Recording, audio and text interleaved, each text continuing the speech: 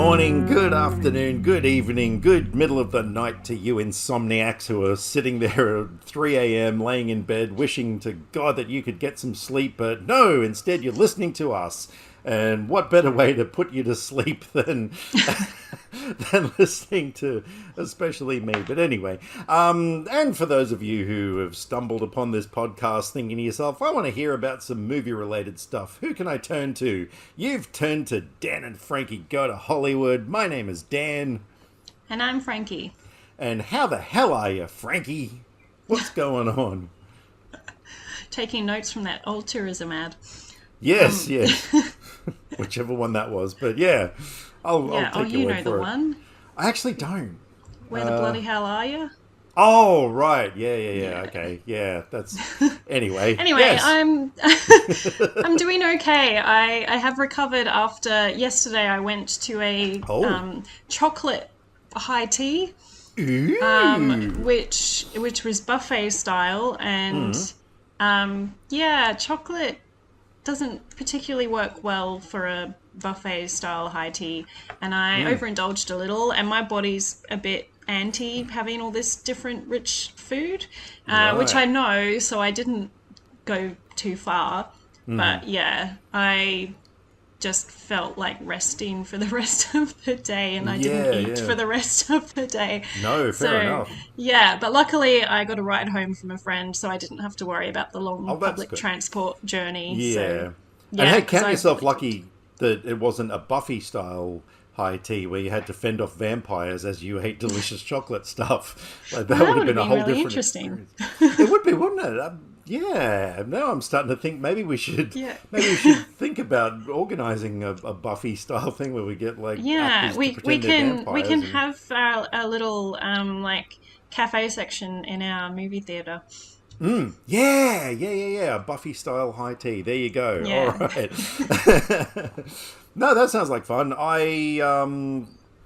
Look, full disclosure to everyone out there, even though this episode is going out at the usual time and date and stuff, we're actually only recording this a week after we've done the last one because I am flying down to Melbourne next weekend, and I'm going to be there for over a week. So, we're getting this in advance. So, not much has happened over the last week. The kids hit their 6-month birth milestone thing. I'm not going to call it a birthday because it's not really a birthday, but it is a bit of a milestone. And they're doing good. They're Harper is doing this thing where she's very almost crawling at the moment, where she's getting sort of propping herself up on her elbows and knees with a little bum sticking out, and then she sort of springs herself forward and plonks herself down on her belly and is like, "Yay, look at me, I'm walking." And we're just like, "Yeah, no, you're not, you idiot." But no, so she's developing well, and Lex is making all sorts of weird noises, which are just amusing us so goddamn much. And we're getting them onto solids now as well. So, which is it's really crazy thinking that, for 6 months, all they know is the taste of formula. Like, that is the only thing they have ever consumed. And now, we're just putting like this sort of, I don't know, pumpkin and something mash onto a spoon and shoving it into their mouths and going, "Here you go, eat this instead." So we can do the plane thing. We can do the plane thing. Yeah, not that they have any idea what an aeroplane is or no, but what anything is. It's maybe a thing to keep the parents entertained while they're trying to get the kid to eat. So God, absolutely. Well, for me, it'd be more like, the Batmobile is coming back into the Batcave. Yeah. Here we go. It's just, this whole adventure is just still so freaking crazy. But I'm just loving every minute of it. And at least they're still alive. We haven't dropped them on their heads or any of that stuff that people tend to sometimes do. So I think we're doing all right. So, and speaking of times and things, this is going to be our last main episode of the year. Oh my goodness. What are we going to do without us? Oh. Yeah. Well, but don't worry, because we we'll still have releases coming out while we're on break from the main episode. It's that wonderful time of movie podcast years where we get to count down our top films of the year and our top discoveries of the year. And we maybe even will have our own little awards show coming. So, we'll still have things coming out. And then mid to late January, we'll have our summer special wrap-up of what we've watched over the break and how our Christmas and New Year's went and just general whatever we want to say. Nobbins will probably be back for that one to continue trivia. And then we'll announce in that episode what our 3 films are, and then we'll be back to normal schedule at the end of January, early February, whatever it ends up being. We'll see how we go. But yes, so we might not stick to schedule for our specials. We'll just see when and how we get time and whatever to record them. But so you won't have to wait too long in between hearing our voices if you love to hear our recommendations. And we'll just for the regulars, of course, you'll probably know when we drop episodes because you'll get notified. But for everyone else, we'll post on the socials and stuff when things are coming. And if you guys want to even come and be involved, if you want to be a guest on our show, like, write to us, let us know, talk to us and we'll organize something because we really enjoy having people on here. Well, a person, being that Nobbins is the only one we've had, but it's fun though. If you want to come talk movies with us, then let us know. If you have dreamed of being on a podcast, this is your opportunity right now. We're taking casting calls for a guest host and stuff. So but no, that all sounds like fun. But speaking of end of year, I believe you've been making it rain in stores and online and stuff with Black Friday sales and what have you. Yeah, because I don't know if this has happened in America or it's just here because we don't do Thanksgiving, so there's no set time, but Black Friday pretty much starts in November here. And I actually thought it was Black Friday this week because so many places started their sales on Thursday just gone. And I'm waiting for an American store to do theirs to see if I can get something for a good price. And I wondered why they hadn't been talking about it and then realized Thanksgiving is next week. So Black Friday is actually next week, but here, it started early. So I put a few orders in on Amazon, got some movies, got some books. What are some of the highlights? My main highlight is for, I love the label Radiance. I do. And I was picking things up here and there, but eventually I started just ordering their bundles every month. When they announce them, you can get 10% off if you buy all of the releases. So I've been doing that, and I had an Amazon wish list for the few things I was missing. And Radiance have sales or Amazon have sales. I picked things up, and I was down to 2 movies and a box set that I didn't have. Yeah. And when Black Friday sale started on Amazon, they were still normal price.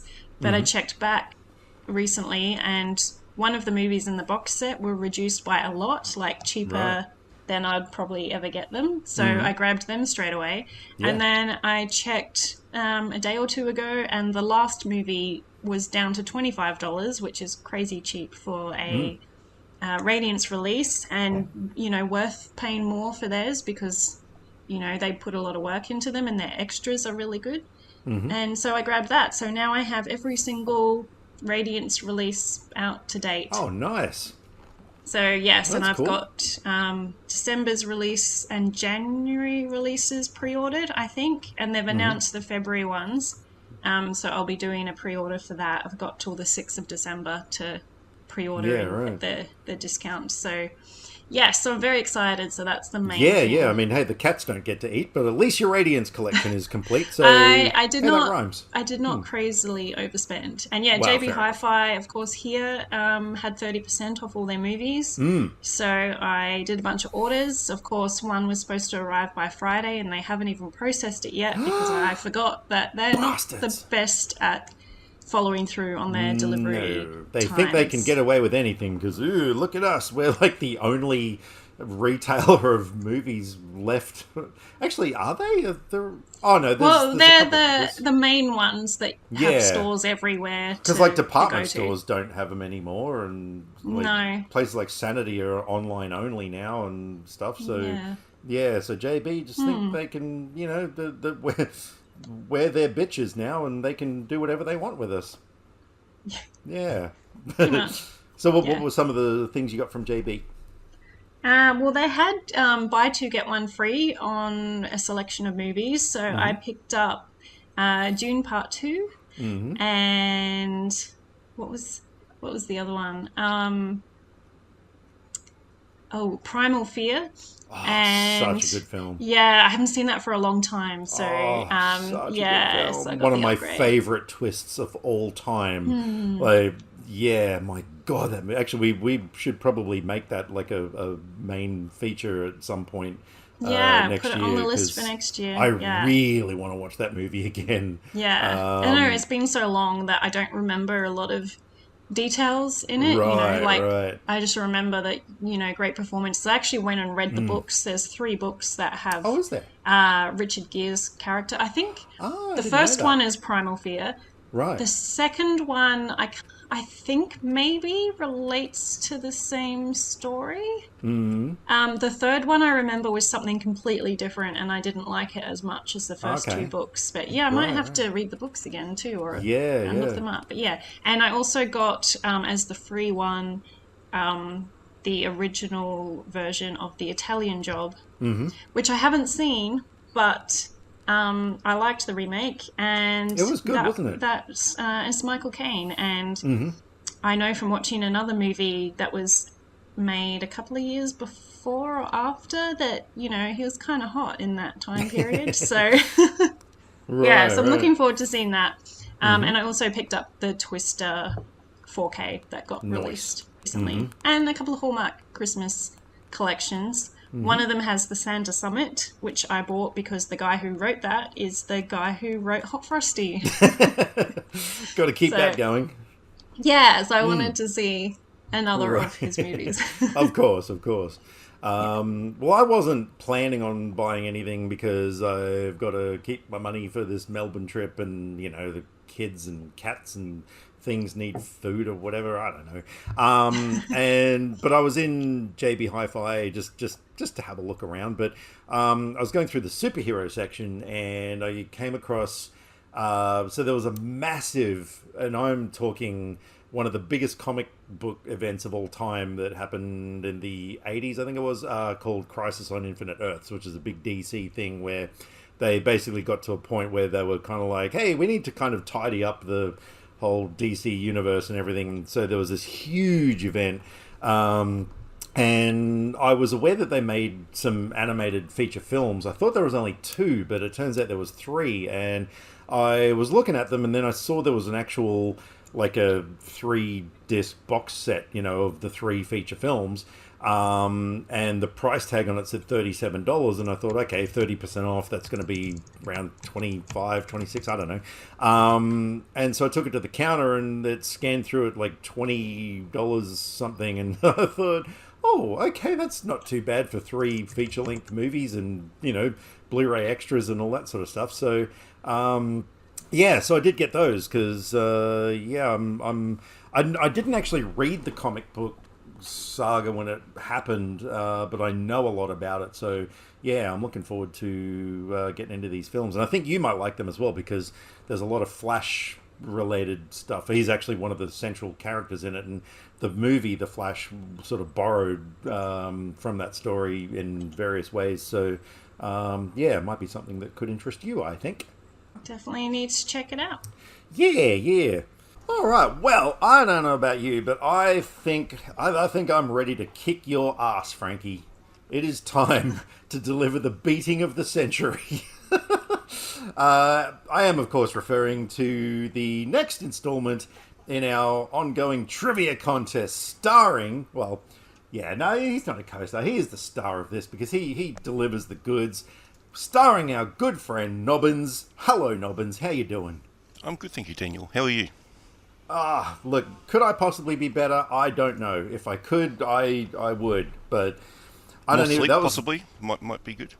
that was the clumsiest answer to a question I think I've ever given in my life. Yeah, I'm sorry about that.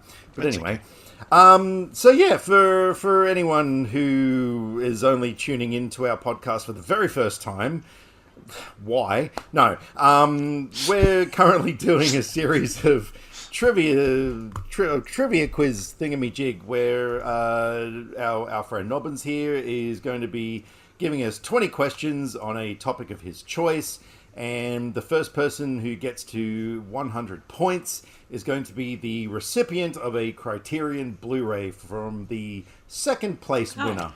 Wow. Really? That went up in price from last time. That's what you Yeah. said last time. No, No, I specifically said not Criterion. Oh, I thought you That's said what it the other was going to be podcast did. Oh, that's the other Criterions podcast that are we're too ripping off. expensive here to do that. Oh, okay. Sorry. We're going to stick with normal Blu-ray release. Well, maybe I'm not going to put as much effort into this anymore then, because, yeah, no, that's fine. I'm sure I can find something super expensive. Yeah, so that's how it's going. And so the last one, I can't remember. What were the scores on the last one, Nobbins? you had 10 and Right. Frankie had 4. Right. So this is going to be the opportunity for her to, of course, have a devastatingly amazing comeback. She's ready. She's pumped. She's got like someone standing behind her, oiling her up as we speak. Ew. Oh, wow. No, like in Hot Rod, where he's doing the Tai Chi and the old fisherman is, oiling him up, like ready for battle. Like that's you right now. I mean, you're wearing the shirt. Yeah. Oh man, this has gone to a weird place. So, Nobbins, tell us what's the rules? What's going on? I have no idea. Well, Daniel, 20 questions of varying types. Some are single answers, some are multiple choice. First to buzz in gets the opportunity to answer first, obviously, but doesn't get the benefit of hearing the whole question. If they get it wrong, then the question is passed over to whoever did not buzz in. So, theme for this episode is Christmas movies, because we're getting fairly close to Christmas. Well, it's getting there, Yeah. Cool. So, in this episode of trivia, Dan, you'll be Frosty. Oh, can I be Hot Frosty? You can be Hot Frosty if you like. Yay! And Frankie, you'll be Santa. Well, she is dressed in red. I am wearing red. Yeah, exactly. Literally why I chose that, because I wasn't sure up till now what the buzzers were going to be. Right. Okay, so no, those are each 2 syllables. So yeah, there's no favoritism going on here. No, all right. Yeah, not that helped at all last time. Yeah, that's true. Yeah. All right, so I'm Frosty. I can remember that. Yeah. Hopefully, yeah. I mean, you did a Cool. good job last time of remembering that you were Frankie. I know Dan, that was impressive. that was kind of weird, but yeah. Anyway, all right. Well, I don't know. Are you ready, Frankie? I'm ready. Well, Right. so am I. Ready to So, Mr. Quizmaster, take it away. Okay, question 1. Who directed The Nightmare Before Christmas? Was it... Santa. Yes. Damn it! That's a trick question. Yeah, They're all trick questions. I pass. I don't know. Would It you like to was. Hang on, no. Would you like me to give you the multiple choice? Yeah, because the name's on the tip of my tongue. Was it Tim Burton? No. Was it Henry Selick? Yes. Was it Neil Breen? No. No, but I want to see that version. I really do. So your answer is Henry Selick. very good. Yeah. What were you going to say? Were you going to say Tim Burton, Frankie? I hear Nightmare Before Christmas, I think Tim Burton, and then my brain went, but it's director, and I went, oh, yes. yeah, I don't know who Yeah, directed Burton it. produced that one. He did. The 20th century classic It's a Wonderful Life was released in which decade? Was it the 20s, the 30s, the 40s, or the 50s? Frosty. Yes, Dan. 50s. No. Shit. I don't remember. Is it that one or that one? No, it's 30s. 30s? 30 sounds very unconvincing. Probably because it's wrong, I guess. It's the 40s, Yeah, isn't is it? it the 40s? It's the 40s, yeah. Dang it. Yeah, see, why do I always have two and then pick the wrong one? Question 3. What was the name of the Will Ferrell starring Christmas movie Frosty. released? Yes, Dan. Elf. It was indeed. Also released in 2003, what was the name of this Christmas movie featuring the Gilmore Girls' Lauren Graham?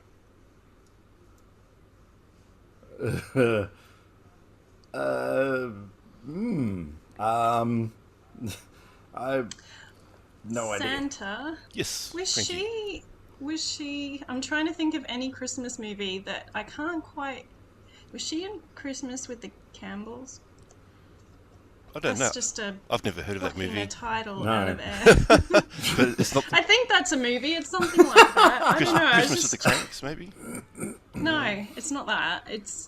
I'm pretty sure it's Campbell. Anyway, Yep. doesn't matter. That's just a more recent Christmas movie Yes. that she may have been in. It wasn't the movie I was after, sorry. No. I can't even guess. I'm going to say Krampus. Krampus.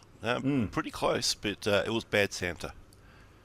God, yeah, I haven't it's been a seen long that. time since I've Yeah, seen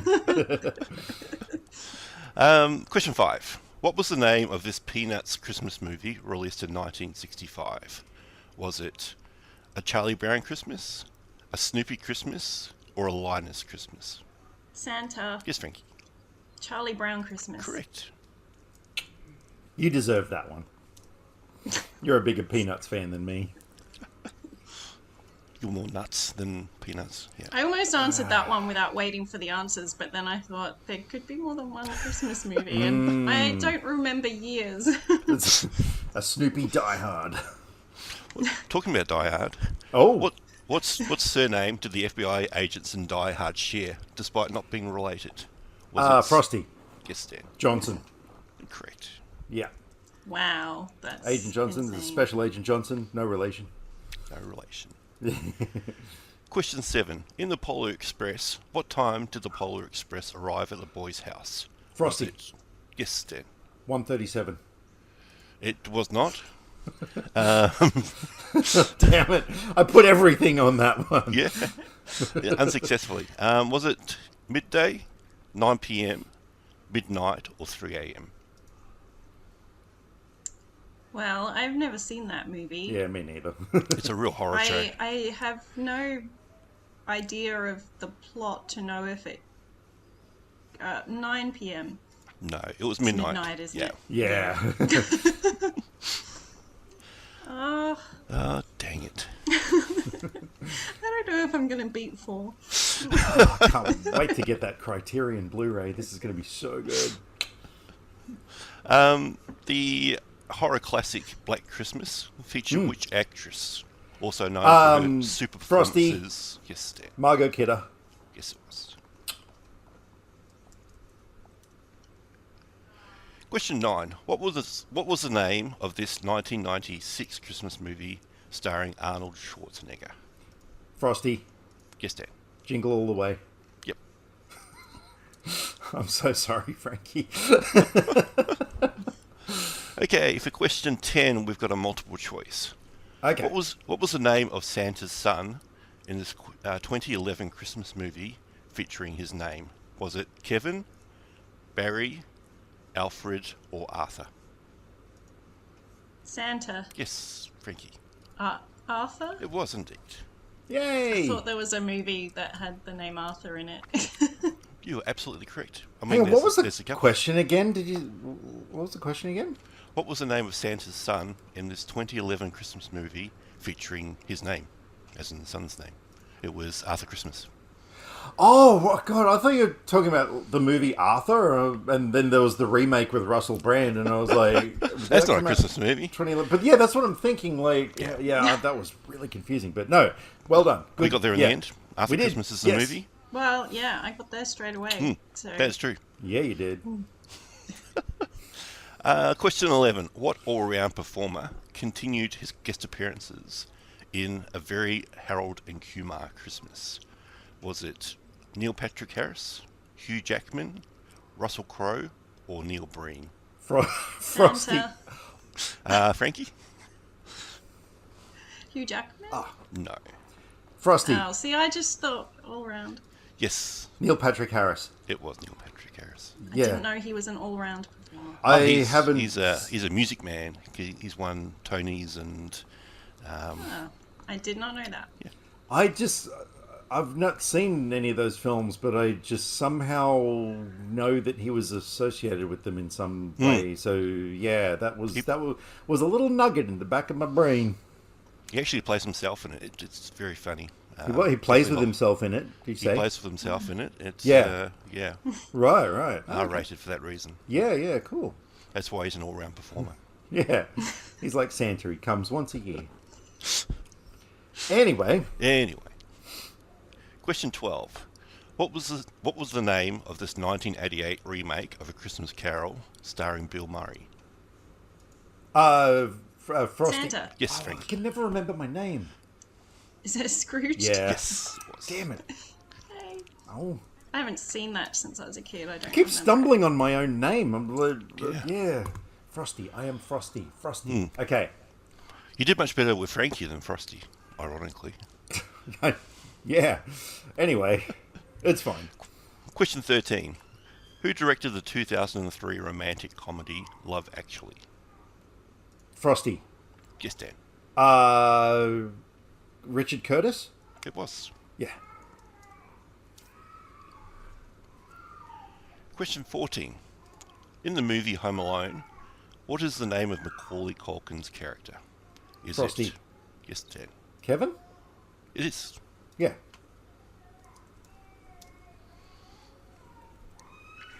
Question 15. In the interim between questions, you can hear the sound of my 6-month-old twins serenading you all.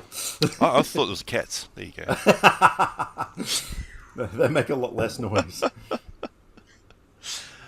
Question 15. How many lights were on the Griswold's house in Christmas Vacation? Was it 2,500, 12,500, 22,500, or 32,500? Frosty. Yes, Dan. 12,500. No. Oh, well. Good guess, though. Oh, it was, wasn't it? Yeah. C. Correct. Yay! I've never seen that. It's pretty funny. Yeah. I thought so, anyway. It's absolute classic. So I've seen the original one, and it was pretty good, but it had one very bad joke sequence in it Which one about was the that? dog. Oh, yeah, that was pretty bad, yeah. Yeah, that's terrible. Plus it's got Chevy Chase in it, so... Yeah. Question 16. Who voices Scrooge, the main character in the 2009 remake of A Christmas Carol? Was it Jim Carrey, Rowan Atkinson, Michael Myers, or Neil Breen? Your brain's been popping up in so Santa. many of these things. Yes, Frankie. I'm just gonna take a stab in the dark and say Jim Carrey. Correct. Yay! Yay! He had voiced the character. Didn't he play the character?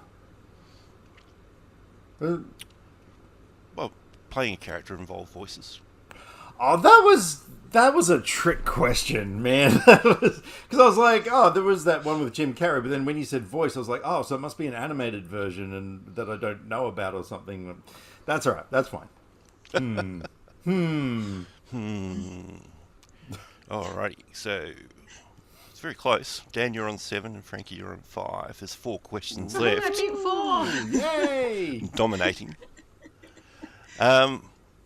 17. In the 1994 Tim Allen starring movie The Santa Claus, why must Tim Allen's character Scott take over the role of Santa Claus?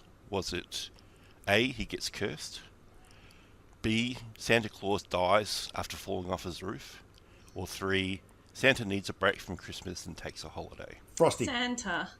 Yes, Frankie. Oh, fuck off.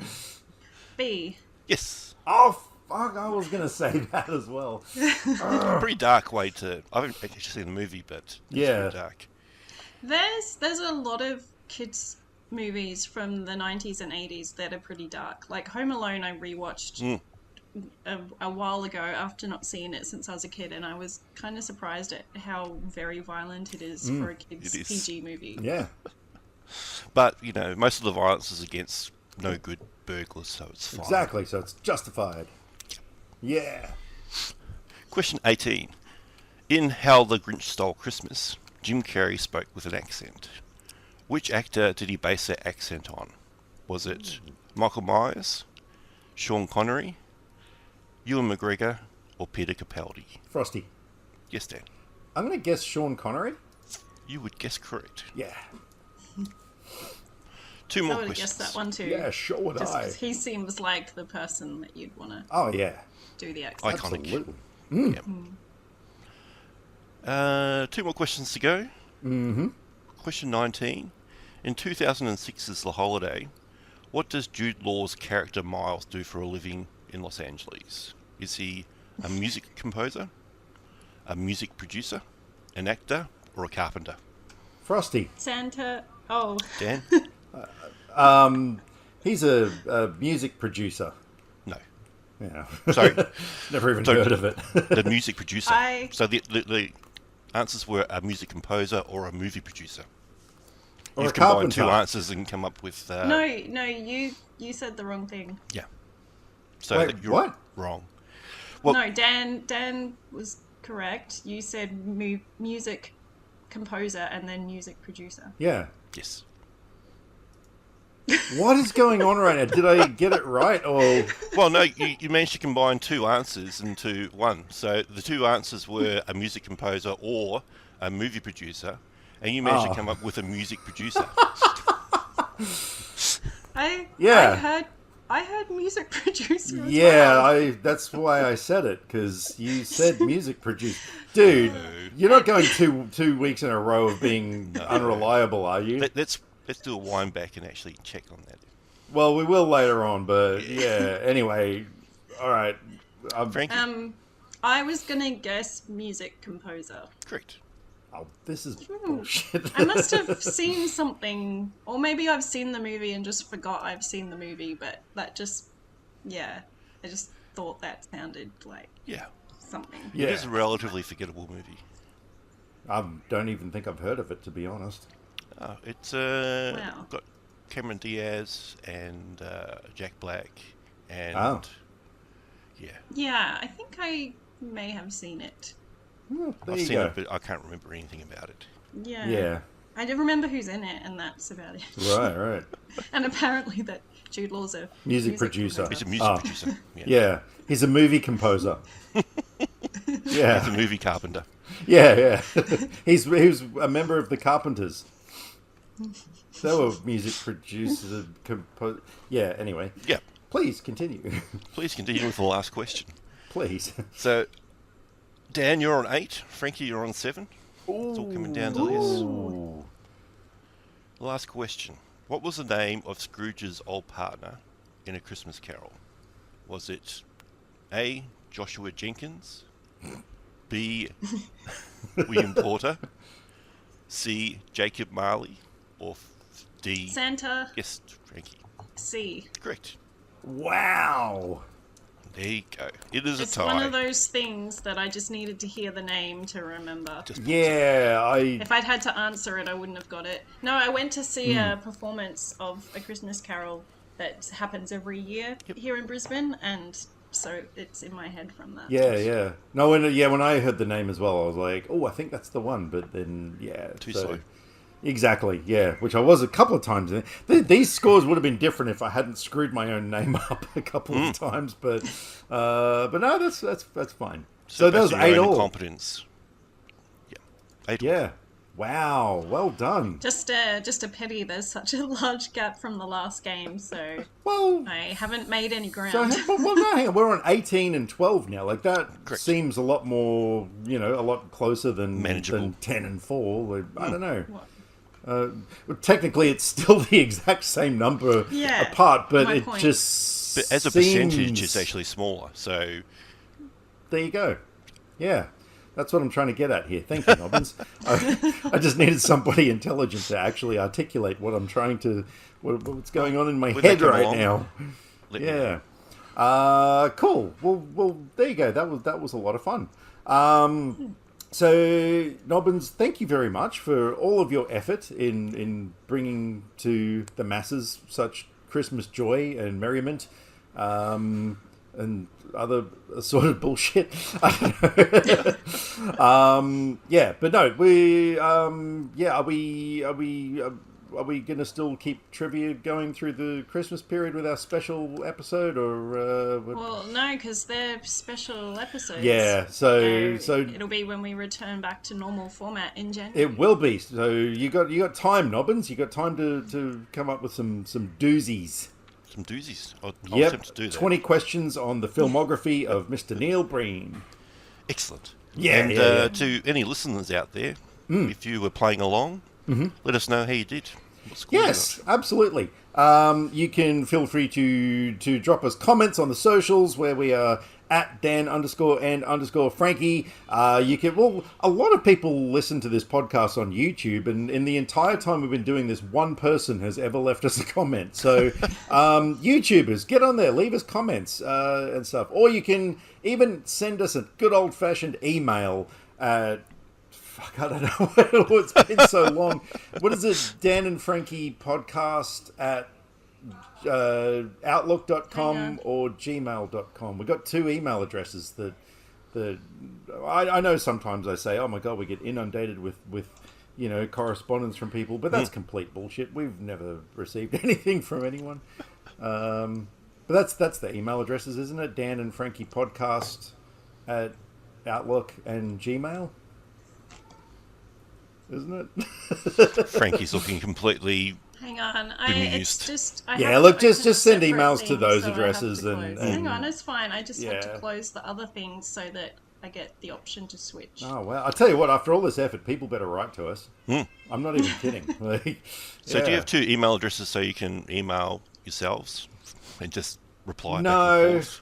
I can't even No, remember it's now. because, I don't know, Gmail feels more normal, but why did you make an Outlook one, Dan? Was it because of the podcast hosting or something? No, I think it's because I have a Hotmail account, and so I just went on there and logged out and signed up for a new... It was just because it's what I use. And yeah, I don't know. And then we ended up with... And then I think you suggested doing Gmail instead, so we did Gmail, and we ended up with two email addresses. So, if people don't like one, they can write to the other one. Absolutely.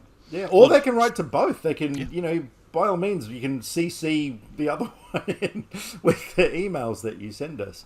But yeah, Twitter, Facebook, we'll probably get on that Blue Sky thing soon, I guess. I don't know. Social media is for kids. Yeah. Anyway. Yeah, Dan and Frankie podcast at gmail.com. There you go. Absolutely nailed it. And everyone listening right now is like, oh, thank God we got that sorted out. Because, yeah, that was... where we're sitting there at our keyboards waiting to hit send, and we don't know where to send it to. So, yeah, that's where to find us. So, yes, let us know how you went in the thing. So, yeah. Nobbins, thank you very much. Always a pleasure. And, yeah, we'll see you next year. Absolutely. Yeah, which sounds like a long way away, but it's really not. So It really isn't. no. All right. So, yes. Bye for now, Nobbins. Catch you on the next Bye. one.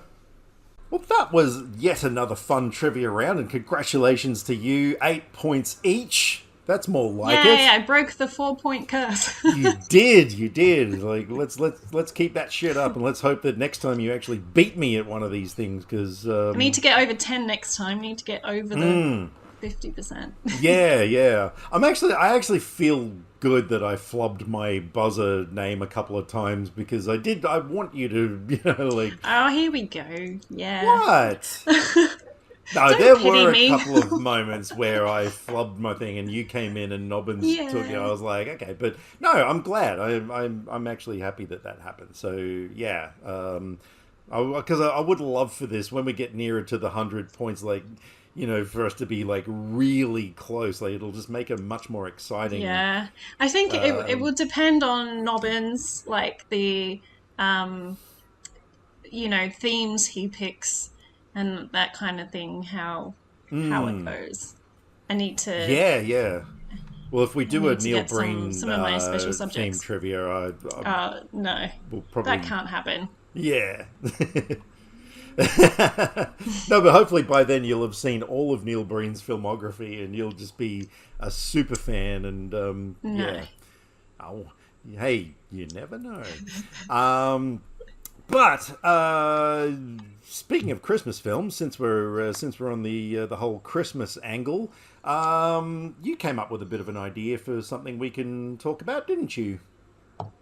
Yeah, well, I mean, it's December when this comes out, so some people who like Christmas movies are looking at Christmas movies to watch. If you don't like Christmas movies, sorry, you'll have to skip the next little while and go on to the next thing. But we thought we would just list some of our favorites, or movies we at least enjoyed that you can put on your list for Christmas viewing.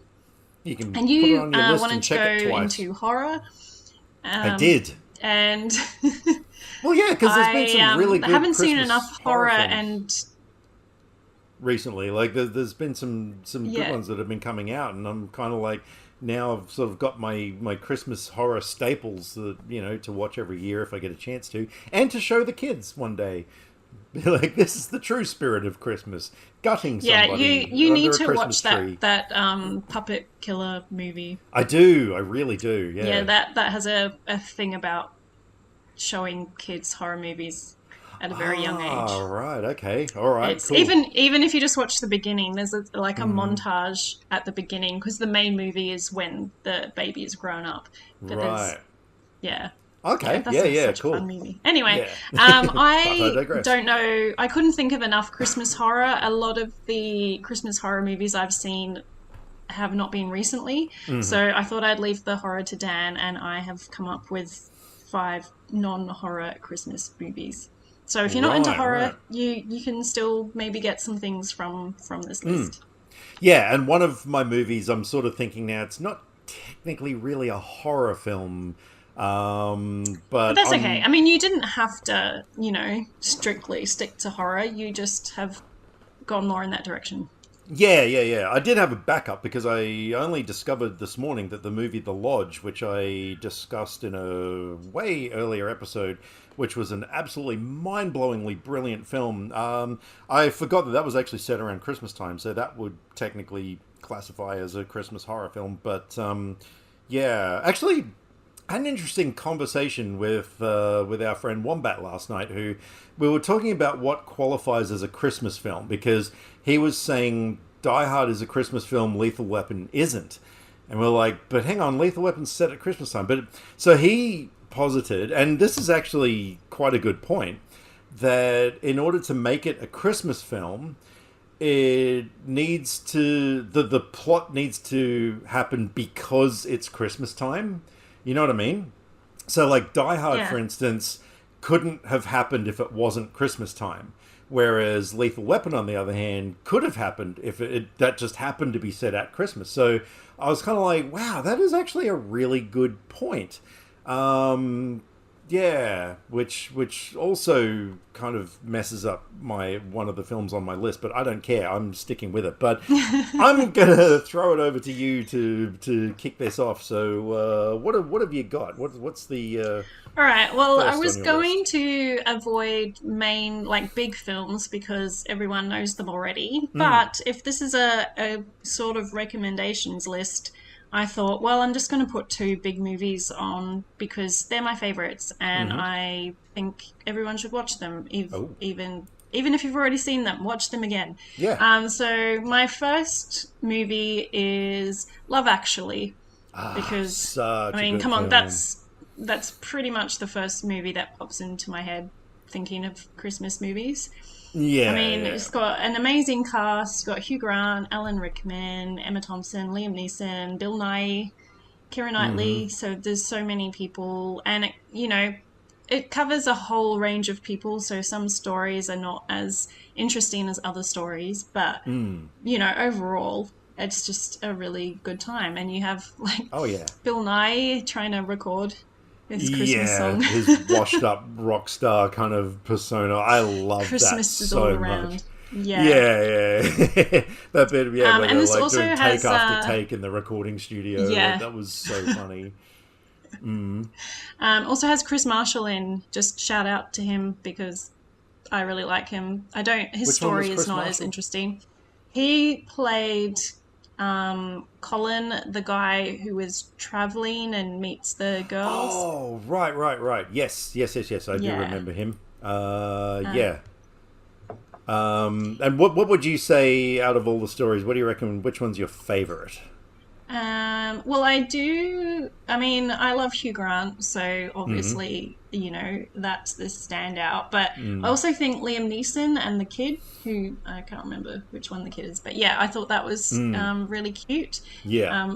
As much as I like, and Keira Knightley, I love her. There's good and bad in that story. Some things really stand out. But that one. bit where Andrew Lincoln is standing with the placards, delivering them, like that is such an iconic scene. Yeah. And it was also funny with that because, of course, a lot of people then knew him from The Walking Dead and were kind of surprised that he's actually a British actor. Like, is that guy? Yeah, he was the main I say that character because in The Walking Dead. I never watched The Walking Dead until recently. I started watching it, but I'm only like 5 episodes in because I put it on hold.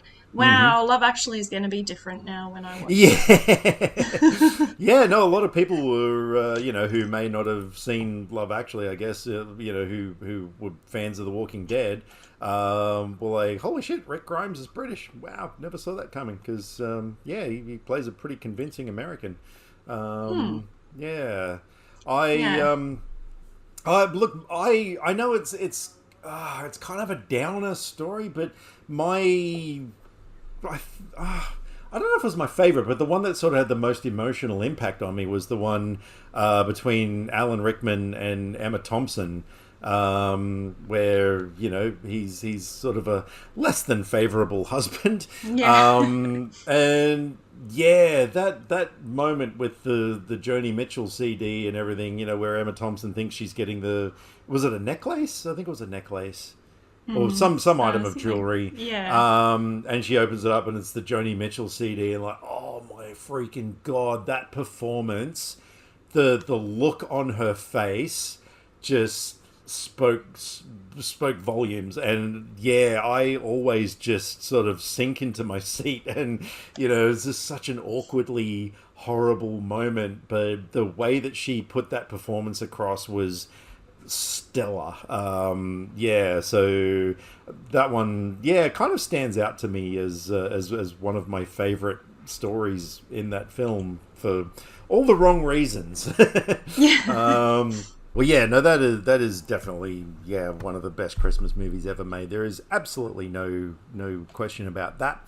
So the first one that I've picked off my Christmas horror list was one that, again, it didn't occur to me that this was set. Now, this is the one that it goes against Wombat's rule of if it has to, Christmas has to kind of affect the story or whatever. I didn't realize though that this movie was set at Christmas Eve, but I am running with the 2007 French horror film Inside, or the original French title, À l'intérieur. À l'intérieur. Well, that was a bit Arnie. Oh my God, that would be a whole different movie if he was in it. But yeah, so this film was... it's about a pregnant woman who is home alone on, as it turns out, Christmas Eve. And there is a extremely menacing psychopath of a woman played by Beatrice Dahl, who this movie's worth watching for her performance alone. She doesn't even really need to do anything. She just has this look. just this facial structure that is kind of intimidating and really scary. And so this woman is trying to break into her house because she wants the woman's baby, for various reasons, which I'm not going to spoil. But yeah, there's the writing in this thing, like, it's a really well written script. And yeah, this woman is just terrorizing her and will basically stop at nothing to get her baby. And there is some extremely gruesome stuff in this film. Like, there are some scenes that I remember showing this to Kylie, my wife. It was either last year or the year before. I was introducing her to the main, French films like this and High Tension and stuff. And yeah, there were moments where she couldn't even look at the screen. She was just like hand over her eyes, like, and I'm just sitting there like, oh, this is so good. I love it when movies have that kind of reaction. But yeah, it is an extremely good film. Genuinely scary in parts, but yeah, just really well written. And yeah, I did not realize that it was set at Christmas Eve. Or maybe I did, I just forgot. I don't know. But yeah, I'm using that one as my first entry into the Christmas horror films. Oh. What you got next? My next one is my other big one. It's a childhood classic, and it is Home Alone. Of course, yeah.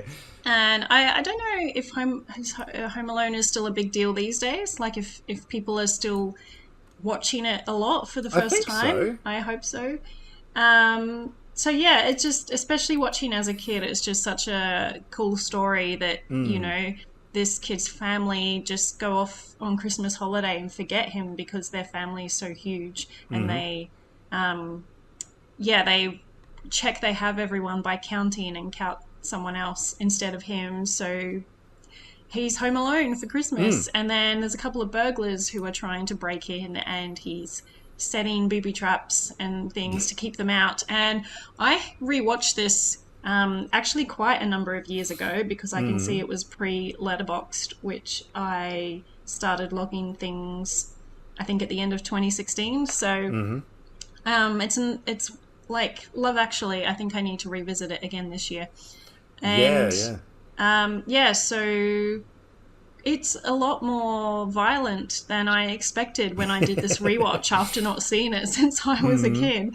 This is like a PG film, and I'm like, I could you even make a film like this these days? I mean, Violent Night, they brought in a little bit of Home Alone style and what the girl was doing.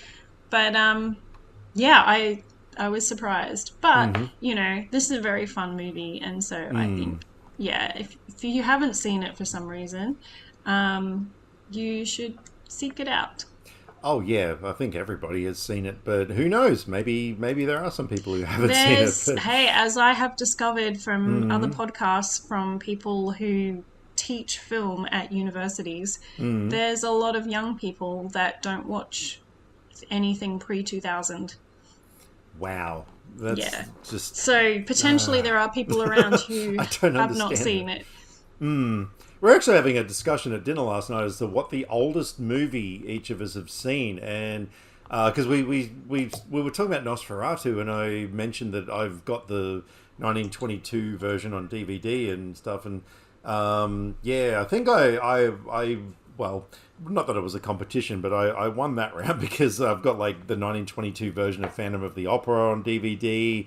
I'm pretty sure 22 is probably the earliest year of films that I'd seen, but I can tell you the earliest film I've seen was 1912. Oh wow, which film was that? It's called Falling Leaves, and then 1914 was the first Charlie Chaplin film, oldest Charlie Chaplin film, which I think was his first. I think I found a list to start looking up the shorts. And the oldest films I've watched a bunch through then. So, yeah. Cool. But anyway, we're digressing a little bit. Let's get back to Christmas horror. So, number 4 on my list is, oh my God, one of arguably the most famous Christmas horror film of all time, and that is 1974's Black Christmas. Not to be mistaken for... Turns out there's been 2 remakes of this film, which I wasn't aware of. I know there was a more recent one, but there was also one from like the mid-2000s or something that came and went. But so a lot of people credit Halloween from 77, was it? Or 8? I don't know. As the first slasher film, but they're overlooking this one because technically this one was the first slasher film.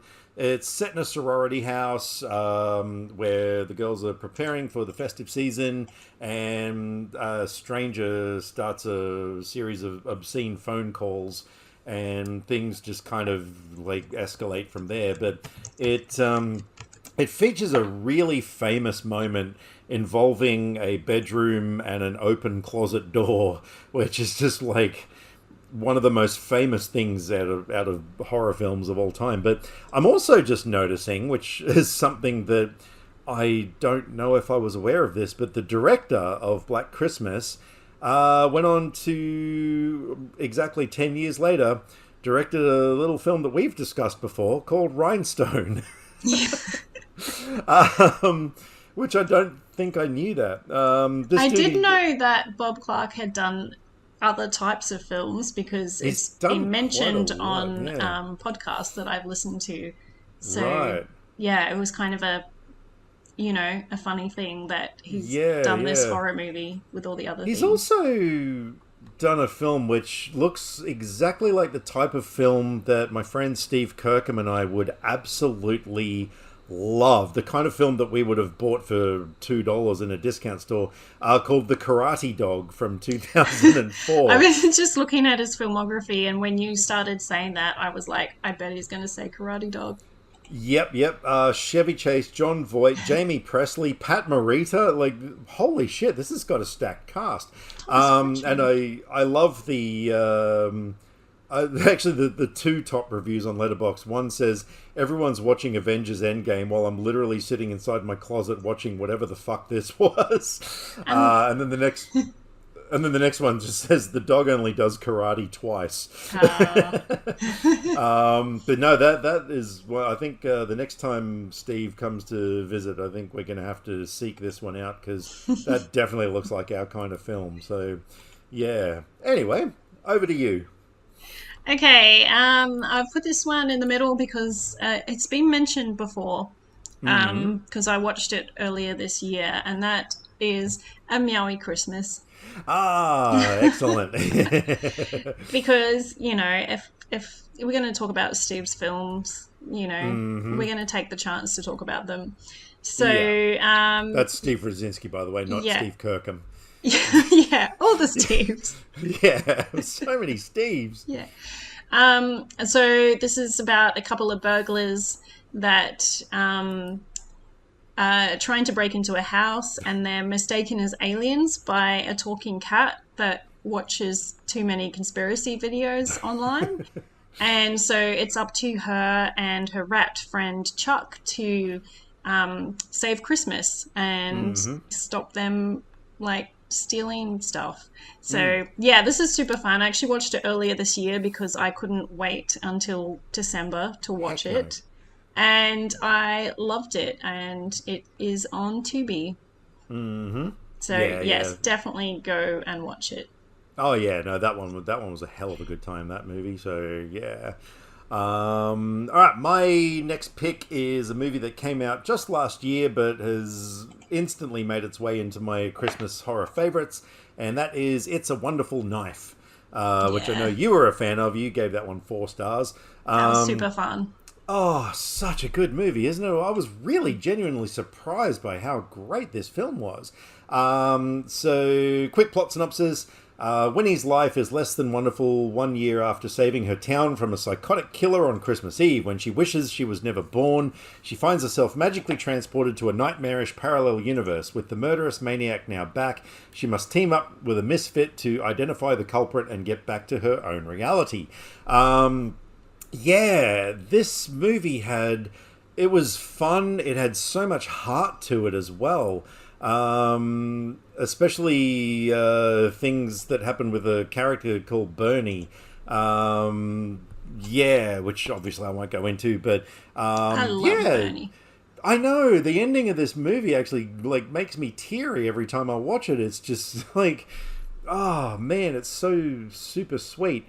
And yeah, Justin Long was freaking incredible in this. I mean, this guy is just such a versatile actor. But There's so many yeah, movies that you just watch and go, Justin Long in this film. Like, he's just one of those yeah, guys that quite often comes and just, he might not have a huge part in the movie, but but he steals every scene that he's in. Yeah, and this was no exception. Him and his teeth. So yeah, no, he was great. But yeah, just it had some really cool sort of slasher movie moments and stuff in it as well. I thought the design of the killer was really awesome. There was a lot of things going for this film, and yeah, I would absolutely watch this every single year at Christmas time. I was very surprised at how great it was. So yeah, no, definitely adding that one to the list. Cool. My next one, we're going back to 1947. Whoa! And it is The Bishop's Wife. And this has David Niven is the bishop, and he's working on plans for a new cathedral, and he's trying to get a wealthy old widow to donate money to get it done. And so he's kind of so focused on that he's like, thinking more about that than about his family and why he's like in the church in the first place. And so then Dudley comes, who is an angel played by Cary Grant, and he is kind of helping everyone out, and Henry the bishop hates him, but everyone else thinks he's amazing, so there's that whole dynamic between them. And yeah, then Henry thinks that Dudley's come to replace him because everyone loves him so much. Right. Yeah, so this was a really fun movie. Cary Grant is, kind of perfect to have as your Christmas angel in a movie. So yes, I recommend that one. Yeah, which cool. Over here is on Amazon Prime. Right. All right. So look, my number 2 choice. Yeah, this is the movie that I don't know. It came to my mind as when I was thinking of horror films. But yeah, it's definitely not. It's more of an action comedy sort of a film, but it does feature a lot of extremely brutal violence and gore. So let's just throw it in there. 2022's Violent Night. Oh my god, this movie. So yeah, it's more like a Die Hard kind of a film. So a team of mercenaries led by John Leguizamo, who plays a character named Scrooge. They break into a wealthy family's house on Christmas Eve, taking everyone hostage. But it turns out that Santa Claus, who is... Oh, man, this is arguably the most interesting Santa Claus we've ever seen in film, decides to take it upon himself to be the sort of John McClane character and, go through the terrorists one by one and everything. But yeah... Oh my god, this film... I remember I went to New Zealand that year for Christmas, and I had a digital copy of it, and I was telling my sister about it, and she was like, yeah, okay, throw it on, let's watch it. And I showed her, and by the end, she's just like, oh my god, that movie was fantastic. It's got kind of everything. Like, it's... and that's why my mind kind of, went to horror, because, like, it does, like I said, it has some extreme violence and gore. Like, there are some moments that make me genuinely wince in this film. Yeah. But yeah, just overall, the story was good. The characters were amazing. Beverly D'Angelo as Gertrude was just so despicably awesome. And I love the whole thing, with her son, like the whole, stealing the money and stuff. But David Harbour plays Santa in this, and from the very start of the film, where he takes off from the bar and is like taking a piss out of the side of the sleigh and everything, and then throws up and everything, like you just sort of know what kind of character he is, but there's so much depth to his character, like with the flashbacks to the Norse mythology stuff and everything. And like, I still want a standalone film of his backstory. I just think that would be so freaking interesting.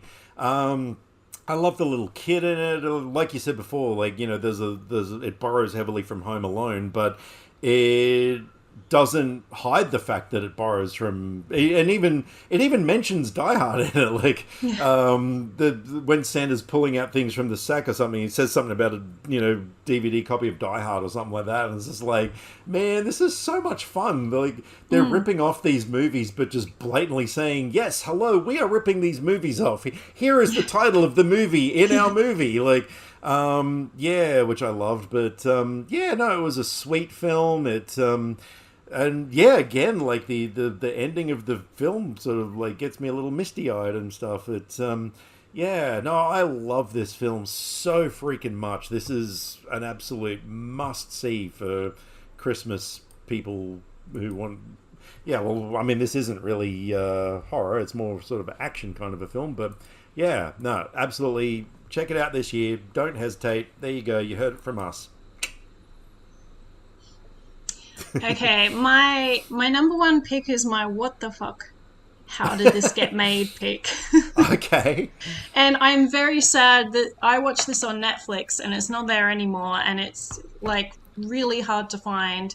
And I almost purchased a secondhand DVD on eBay last year, and I didn't. And I looked a while ago and I couldn't find any copy. Like, these ones were in America last year, and when I did the search this year, I didn't see anything. So yeah, right. I don't know when I'll be able to watch it again, but this is called Pottersville and stars Michael Shannon.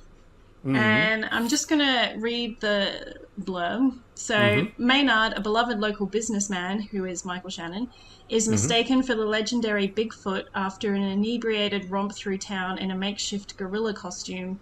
The sighting set off an international Bigfoot media spectacle and a windfall of tourism dollars for a simple American town hit by hard times. When Brock Masterton, reality TV's monster hunter, arrives to hunt the beast, Maynard agonizes over whether to come clean, destroying the rebirth of his beloved town, or perpetuate the inadvertent hoax. Right. And yeah, this also has Judy Greer and Ron Perlman, Christina Hendricks, Ian McShane. Wow. Like, there's a lot of big people in this, and it's such a weird movie. Yeah, and, right. So I definitely recommend if you like weird movies, because, this is funny, and how did it get made? Like, it's I did not expect such a weird movie. Obviously I watched this because Michael Shannon's in it, and I was like, oh, Michael Shannon Christmas movie. And he's also really good at playing a drunk guy. Like, it's very memorable scene at the beginning when he's I think I can't remember why. He's got a reason for drinking, but as I say in my review, 5 stars for the drunk Michael Shannon scene. Cool. Yeah, no, I have not seen that one, so I will endeavour to check that out. It's kind of got the small town cheesy Christmas movie vibe, but just all this weird stuff to go with it. It's very weird. But I like weird. Right. So, I recommend it, and I hope to see it again one day. Cool. All right. My number one pick for Christmas horror, you can probably guess which way I'm leaning towards in this one. This is a new entry into the Christmas horror subgenre, but oh my god, it is so much fun, and that is, of course, Terrifier 3, which so Kylie and I, we are rather obsessed at the moment with these films. Like, and when I say rather, I mean completely obsessed. We've been like collecting so much merch and Living Dead dolls, and we dressed as characters for Halloween. Where I'm right now wearing a Terrifier 2 t-shirt. We love these films, but this movie absolutely delivered. And as far as being a Christmas horror film, it definitely fits the Wombat rule, because the film wouldn't have really happened in the way it did if it weren't for Christmas. I mean, the opening scene, is what you've seen in the trailer, where the little girl comes downstairs and sees Art the Clown dressed as Santa, by the tree. But then what happens after that is just so goddamn memorable in terms of, like, did they really go there? Because, I'm not going to spoil it. I know you haven't seen this film. You haven't seen it yet, have you? Haven't seen it yet. No. I won't spoil anything. But the opening scene really sets the tone. But, there's a scene... Because that sort of happens 5 years later. So, like, we then go back 5 years before that. And, we sort of see the bit where... Art first meets a Santa Claus in a bar and everything, and like the way he reacts to him and everything, like this over hyper excited kid, seeing Santa Claus and everything, and like that scene is hilarious. This movie is so goddamn funny, and I'm dwelling on the Christmas thing because I know there's things like the famous now famous shower scene and stuff like that. I'm not going to worry about focusing on that, but and then the finale of the film as well, like, has some pretty dark, twisted Christmas related stuff to it. But yeah, this was such a fun ride, and it is one of the most extreme horror films I've seen. And the fact that, this film just did so well, it just like absolutely owned the box office and was such a massive hero moment for independent films and everything. Like, there's a lot of reasons I love this film, but if I had to choose only one Christmas horror film every year, it would easily be this one without a doubt. So you need to get on this film as soon as you can. You need to watch it this Christmas. Yeah, well, I've just got to rewatch the second one. I probably don't need to rewatch the first, but just the second, no. so I remember all the detail of. There's a lot of things. The startup story. Oh, thing. It's so, essential. Yeah, because I haven't seen it since at the cinema when it came out. So I just want a refresher before I. Oh yeah, 3. you need to see the second one and to be familiar with it, especially the character of Sienna and the sword and everything. And there's a lot of things that carry on. Like, that's the thing. Like, and I'm even, my opinion of the first film has actually escalated because when I first watched it and when I first saw the first two, like, I know my biggest gripe was that nothing really happened in the first one. It was just kind of clown kills people. But now that we've sort of got this broader story and everything, I'm kind of like, it really actually did kind of set especially with the character of Vicky, whose face gets eaten off in the first one. Like, it really did sort of set the characters up and set the playing pieces up for this broader story. And so I'm sort of like, this first one, actually, there's more to it than I gave it credit for. So, I kind of like the first one even more now. But I'm a bit of a fan of these films. So, Really? I hadn't noticed. Yeah, no, Wow. I don't mind them. Cool. All right, so that's our list of our 5 Christmas picks for everyone. There's some normal movies and some blood and guts movies. So hopefully there's at least something on there that you haven't seen that takes your fancy. Yes, exactly. So, speaking of movie lists, I reckon it's time to hop into our little time machine and take a trip back to 2013. And why are we doing that? It's time for our Reeling in the Years, where we recommend movies that are underrated or underseen that you may not have got to, may not have heard of, and movies that we think deserve the love. So, and I have my usual disclaimer. I use Letterboxd to filter what I've watched by year, and Letterboxd goes by first screening anywhere. Not just wide release, so potentially some of mine may have actually had their wide release in 2014, but I'm going by Letterboxd years because it's easier to just look through what I've watched rather than look through everything for the year. Plus, we're in Australia, so potentially movies didn't get released here in the same year as overseas. So, this is not a complete, strict list. It's just a way for us to filter talking about films by picking It years. is. And Yeah. because I don't use Letterboxd anywhere near, well, I until recently, because I didn't use Letterboxd as much as you did. I, on the other hand, go onto Wikipedia and look up 2013 in film, and go by that. So yeah, but this time round, we've actually got quite a few movies because, as it turns out, 2013, like. Who It's a really good remembered year. that it was a really good year. A really good year. Get it? Never mind. Yeah. Well, since you started the last one, I'm going to get started on this one. And my first film that I've got that was surprisingly such an amazing film that, was quite underseen. And I'm only just discovering was by the director of Violent Night, was Hansel and Gretel Witch Hunters, that starred Jeremy Renner, Gemma Arterton, Famke Janssen was in it, a whole bunch of cool people, and it's kind of a take on the Hansel and Gretel story. The synopsis here, actually I love the tagline, "Revenge is sweeter than candy." After getting a taste for blood as children, Hansel and Gretel have become the ultimate vigilantes, hell-bent on retribution. Now, unbeknownst to them, Hansel and Gretel have become the hunted and must face it, evil far greater than witches, their past.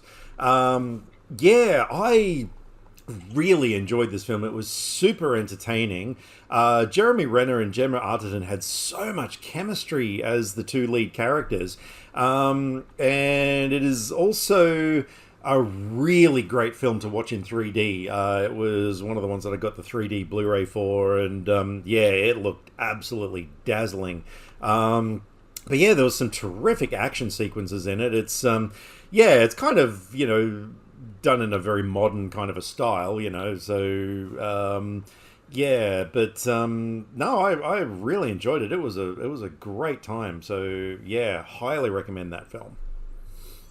Cool. And my first one, I'm just going to be brief on this one because it's that kind of movie. But I know I mentioned previously about the Department Q movies because the sequels came out in later years. This is the first one, The Keeper of Lost Causes. And this is really fun because there's two main guys in this and they, get put together in this Department Q in this movie. So you have the beginnings of their relationship, getting to know each other. Right. So this movie, the Department Q focuses on cold cases, and so they're looking into the disappearance of a politician who vanished when she and her brother were traveling on a ferry 5 years previously. So the movie's just about them looking into this case, and I absolutely loved it. I gave it 5 stars, and so I recommend that one. Okay, cool. So my next one is definitely a film that not many people saw, but I ended up checking this film out because the movie reviewer Chris Stuckman did a whole big sort of a not a skit, but like kind of a reenactment of some of the stuff that James Franco's character says in this film. And I was just intrigued, and he was like going on about how great this film is and everything. I was like, okay, what is this film? So it's called Spring Breakers. And Letterboxd has got it listed from 2012, but I am just going with Wikipedia, so there you go. Like I said, it obviously just had a festival screening or something earlier. Yeah.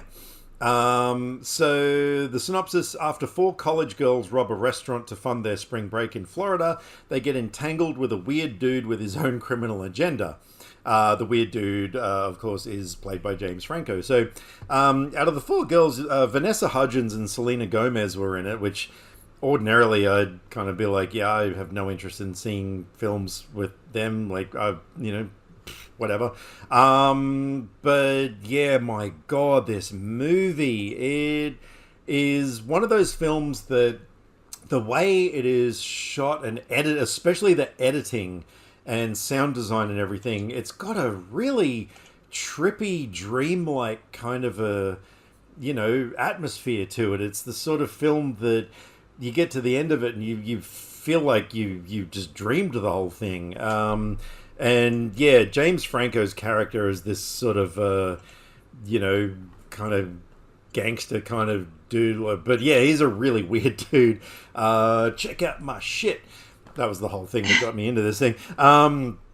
Yeah, it's worth seeing for his performance alone. But yeah, no, it was a really cool story, really well made. Yeah, that film I heartily recommend to anyone who's after a sort of a crime thriller sort of a film. So It's been on yeah. my radar for a while because it gets talked about a lot. Yeah. And same with the director. And I just had a look, and I've only seen The Beach Bum, which Okay. I wasn't into, but I did watch that when I had health issues. So potentially, Right. I didn't have the attention on it that I needed, or wasn't in the mood for it, because it's definitely a Right. movie that you need to be in the right mood. So I may revisit it one day. But I've added Spring Breakers to my actual letterboxed watch list so that I remember it, because that's the hard thing with a lot of movies is they get talked about and I think, oh yeah, I should watch that, and then I forget. Well, it's streaming on Stan, so Yeah, yeah, easy to get to. definitely get on that film because yeah, I actually bought the Blu-ray and I've seen it a couple of times. Yeah, it is. It is. Yeah, like I said, it's just a trippy, weird film that yeah, is very memorable. So yeah. My next one is not as underwatched as the rest, but I have to mention it because if anyone doesn't know about it, and it doesn't get talked about a lot, it's called Only Lovers Left Alive Okay. by Jim Jarmusch, and it's a vampire film. And the description is: a depressed musician reunites with his lover in the desolate streets of Detroit. Through though their romance has endured several centuries, it is tested by the arrival of her capricious and unpredictable younger sister.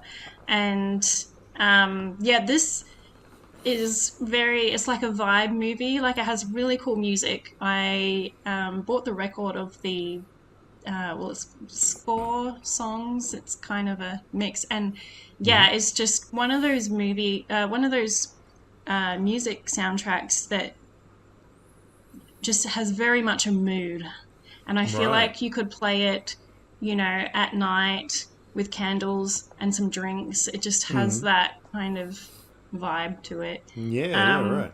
but yeah, it's been a long time since I've seen this movie. I gave it 5 stars because I completely loved it, and was quite it just felt a bit of a different take on a vampire movie. So Yeah. Right. yeah, I thought it was very cool, so I recommend.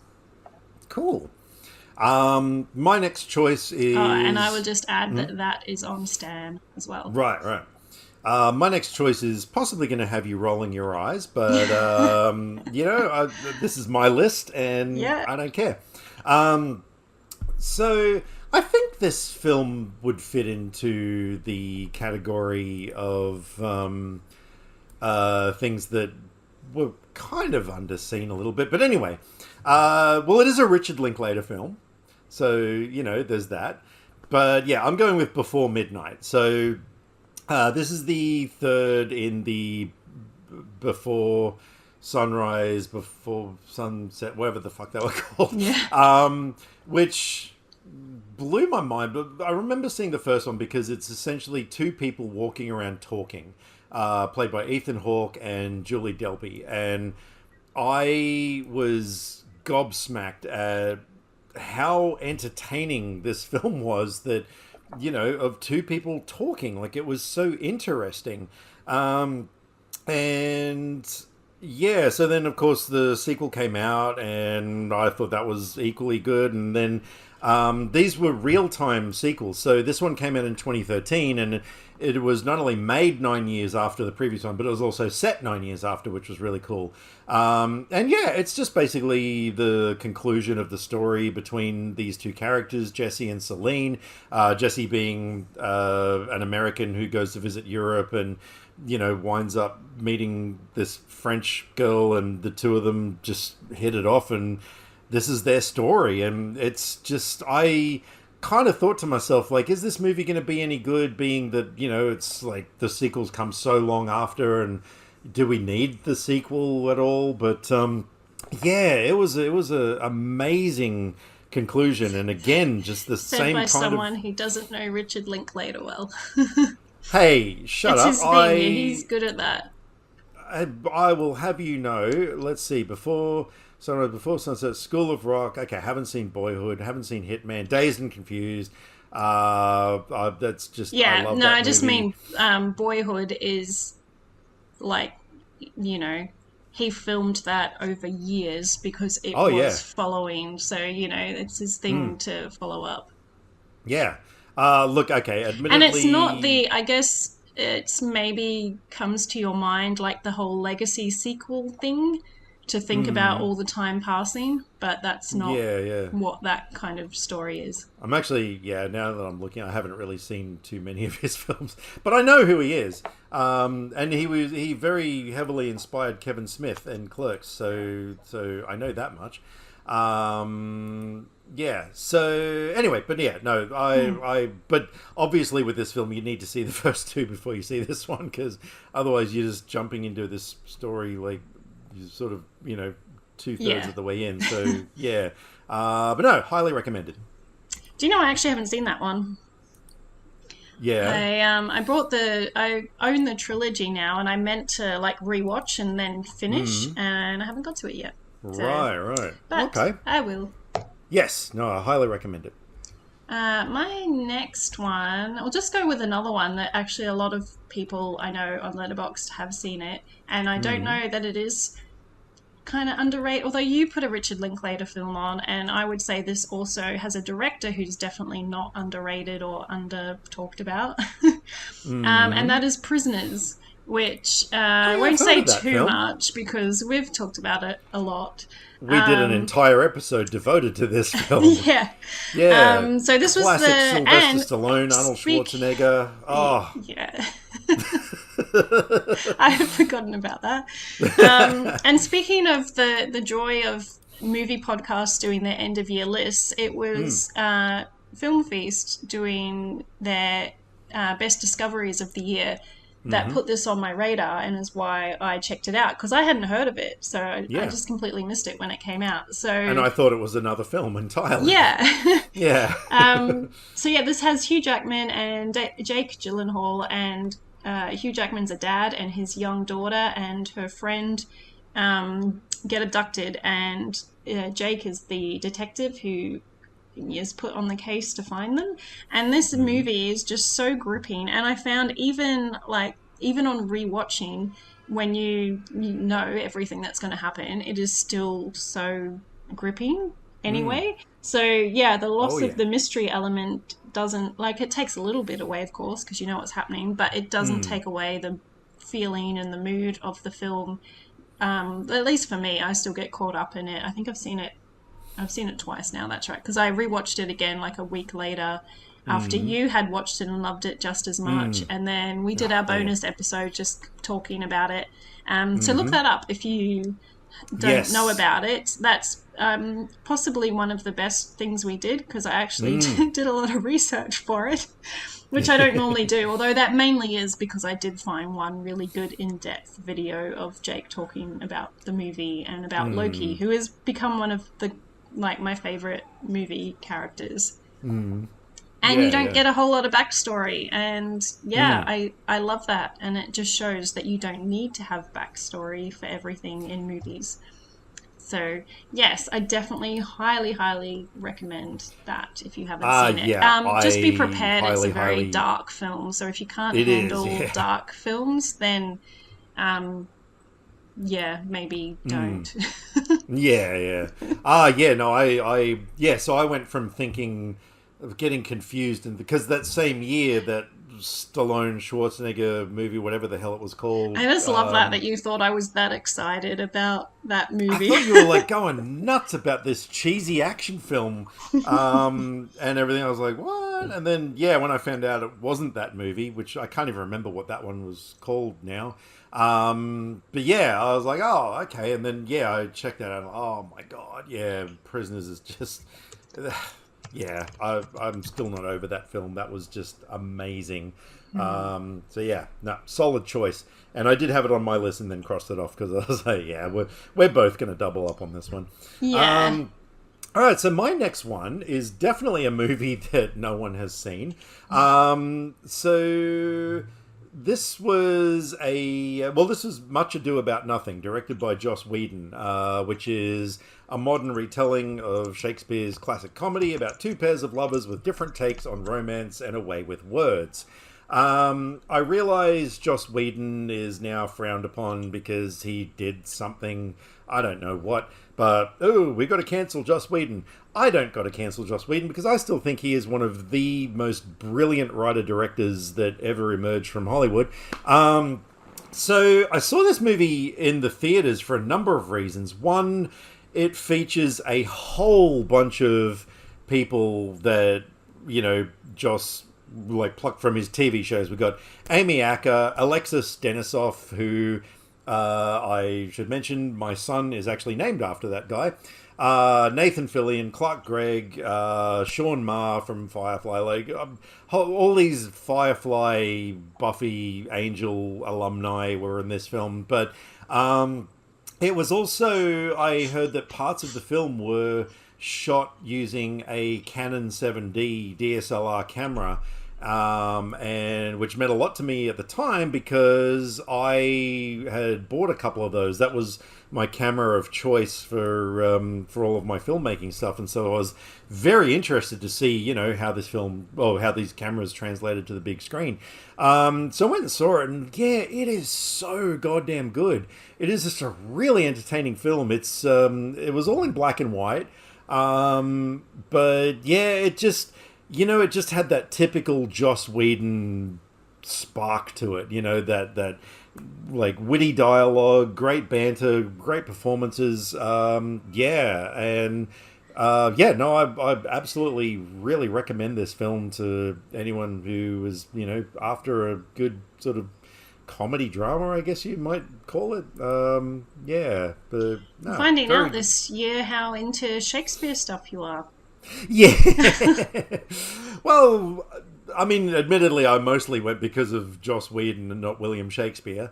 But no, look, I do think William Shakespeare was way ahead of his time in terms of his writing. But I very much enjoyed that film. So there you go.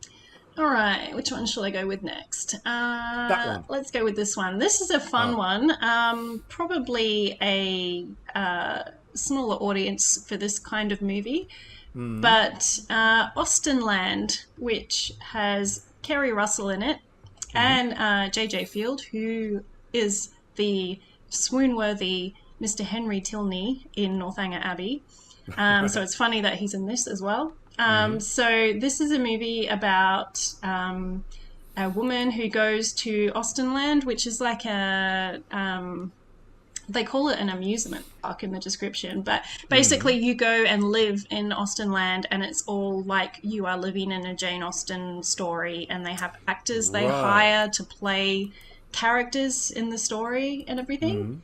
And it's just a really cute and fun romance movie. So yeah, if you're an Austen fan and you like cute romance movies, then definitely check this out. It's been a long time since I have seen it, but I've seen it a couple of times, I think, because after I watched it I made someone else watch it. But yeah, definitely a fun time. It's got like Jennifer Coolidge and Jane Seymour in it as well, so yeah, I'm an very Austin fun. Powers fan. Would that count? No. Oh, wow. Okay, well, tell me how you really feel. Cool. No, that sounds good. My next one, I was on the fence if this one was an underseen film, but I noticed that you've got it on your want-to-watch list, and so anytime I see that, I'm like, yep, it's underseen. You're kind of like... Yeah, but there's lots of big movies I haven't seen. You're my benchmark for, if a movie is underseen or not. No, that is... actually, this is interesting. So Letterboxd has got this listed as 2011, but... Wikipedia had 2013. Yeah, it must have played somewhere and then taken a long time to get a distribution deal. Yeah, some of them take that long. Yeah, okay. Well, anyway, this is a horror film by Adam Wingard called You're Next. which I was blown away by this film. So when the Davison family comes under attack during their wedding anniversary getaway, the gang of mysterious killers soon learns that one of their victims harbors a secret talent for fighting back. And this person happens to be Erin, played by Australia's own Shani Vinson, who... Oh, man, if you are after a movie with a seriously kick-ass female heroine in it, you cannot get much better than this film, because the way that this woman takes control and fights back and everything is just... It's worth watching the movie just for that. It does have some really creepy moments. There's some really good surprises in it as well, in terms of some shock moments that happen. And yeah, it's got a really sinister vibe to it, and everything. But it was also, I know, I say that, but it was also a really fun movie. It was, it kind of had a bit of an action horror thing to it. But I was really surprised by how great that film was. But well worth seeing solely for Shani Vinson's performance, because my God, her character was so great in this film. So get on board that one for show. All right, my next one is one of those films that is a quiet film. So not for everyone, not for people who, need a lot going on in their movies. This is Night Moves, which is a very common title. So yes, the 2013 one, directed by Kelly Reichardt, who I need to watch more films of hers. Anyway, This stars Jesse Eisenberg, which is how I heard about it, and Dakota Fanning, and a bunch of people actually. I know, I just saw Logan Miller and I'm like, I've come to like him, but I don't know that I knew who he was when I watched this. Oh, okay, right. So it's interesting. Anyway, so this is a story about 3 radical environmentalists coming together to execute the most intense protest of their lives, the explosion of a hydroelectric dam.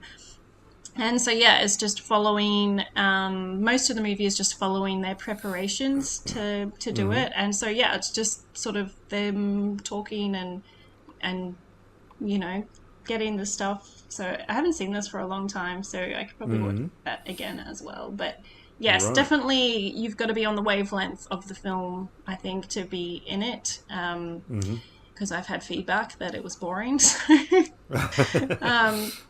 so definitely a not for everyone film, but I think it's worth checking out. And that one is on Movie. Okay, cool. All right. My next choice is a film that I have mentioned this film at least a couple of times throughout this year, I'm pretty sure. Because this film blew me away so much that when I first watched it, I think I watched it 3 times in the 1 week. Wow. This film is fucking mind-blowing, and it is Metallica, Through the Never. This is a really strange film. It is part concert film, part nightmare. And again, like Spring Breakers, this is the sort of film that, the narrative scenes, you kind of, you get to the end and you're like, man, what did I just watch? You feel like you've just been through a nightmare. So Dane DeHaan plays a roadie for Metallica, and he, the film starts off with this amazing, I guess it's a helicopter shot, because they didn't have, they did have drones back. Maybe it was a drone shot. I don't know. But this amazing aerial shot that sort of comes down into the parking lot of this concert venue where Dane DeHaan's on a skateboard, and it follows him along till he falls off his skateboard. But then he goes into the venue and you kind of meet the band, but it's weird, Rob Trujillo is standing there practicing his bass, but the whole area that he's in is just vibrating, in this really weird way, and all this sort of stuff. The introduction to the band members is kind of weird, and then so DeHaan is watching this, the show starts, and someone comes and tells him that he's got to go across town to retrieve a bag which has something that the band needs.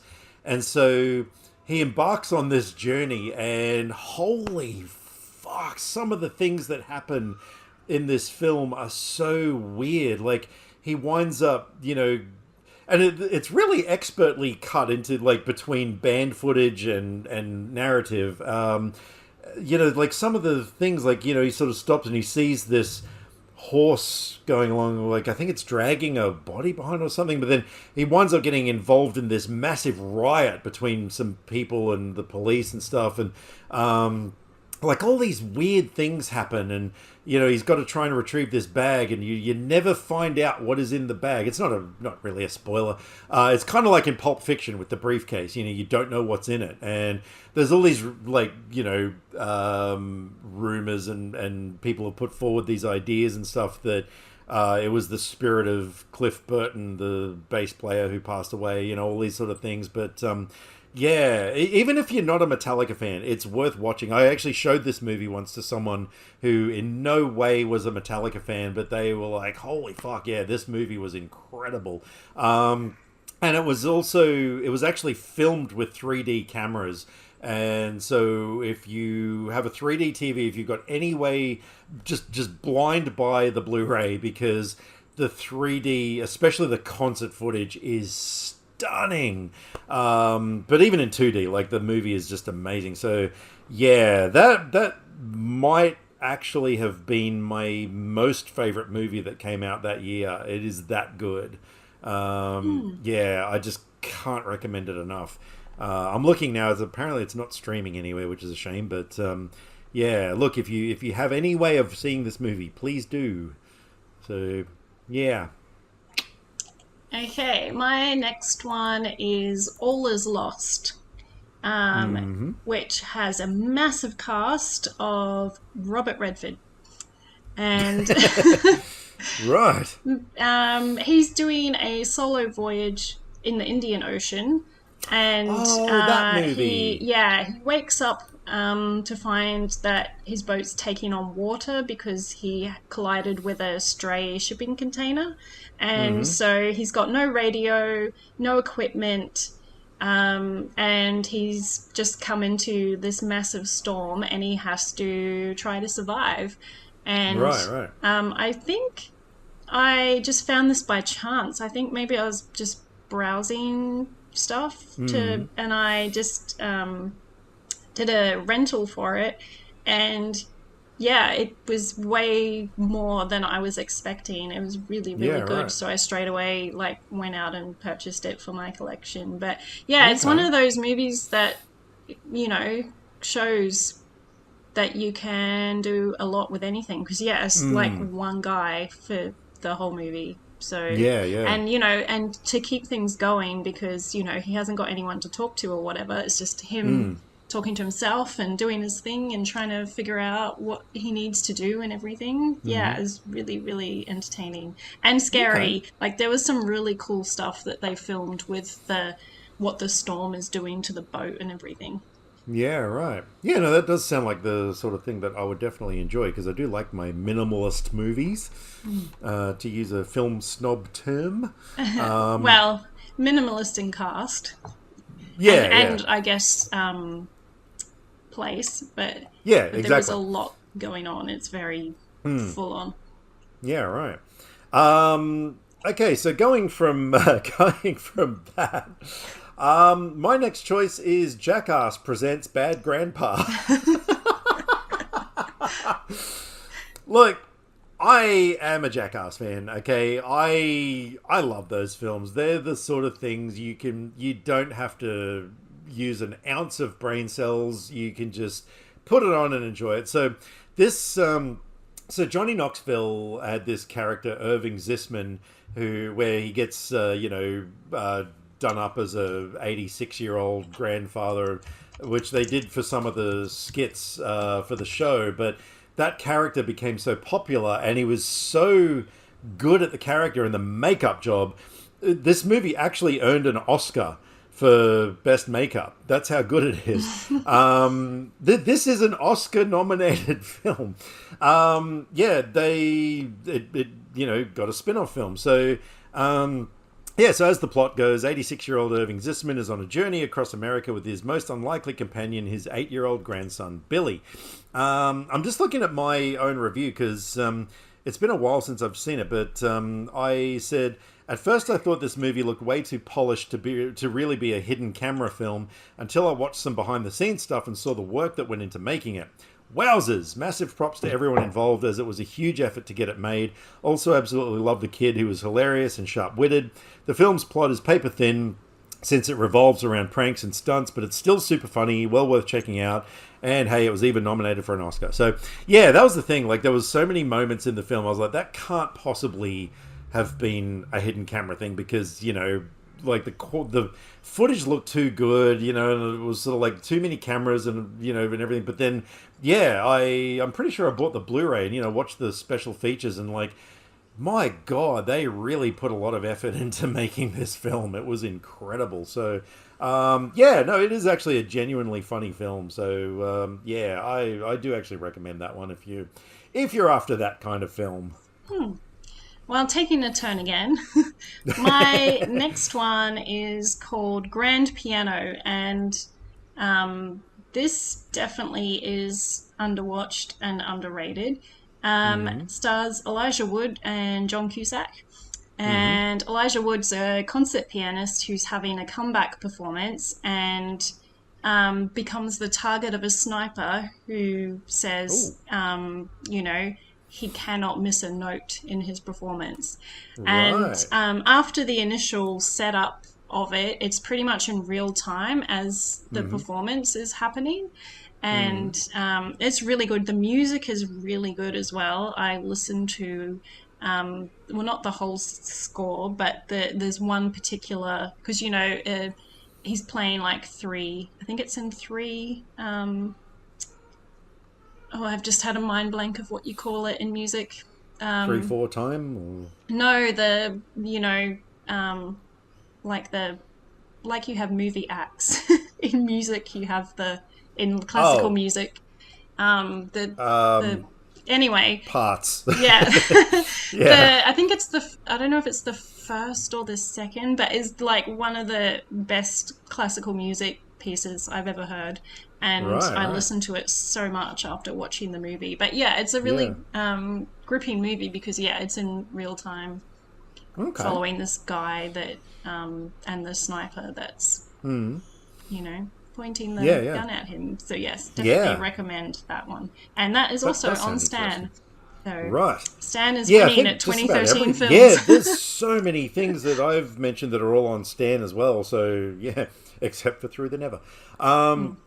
So my final one was a film that I can't remember how I stumbled upon this film, but it really blew me away. That is The Secret Life of Walter Mitty, which was a remake of a 1947 film. This one stars and was directed by Ben Stiller, a timid magazine photo manager who lives life vicariously through daydreams, embarks on a true life adventure when a negative goes missing. Now, look, I got to admit, it's actually been a really long time since the last time I saw this film. So I don't remember a lot of the specifics of it. But I do remember just being so mind blown. I saw it a couple of times. I bought the Blu-ray and everything. It's also got Kristen Wiig in it, who I just love to death. Sean Penn, Shirley MacLaine, Catherine Hahn, Patton Oswalt. There's a ton of great people in it. And I do remember this being just kind of a very whimsical, sort of a film with some kind of fantasy elements and stuff in it. It's a film that I definitely need to revisit because, it was really well made. It was beautifully shot. I remember some of the cinematography in it. I definitely, highly recommend that film. Oh, my last one is one of my all-time favorite films, and I've logged it 4 times on Letterboxd, and I think I really need to do a 5th time because I haven't watched it since 2021. Oh. So that was a while ago. But this is The Double, directed by Richard Ayoade. Right. And stars Jesse Eisenberg, which again was how it got onto my radar because I have very rarely heard anyone mention this film. And so the description is an awkward office drone becomes increasingly unhinged after a charismatic and confident lookalike takes a job at his workplace and seduces the woman he desires.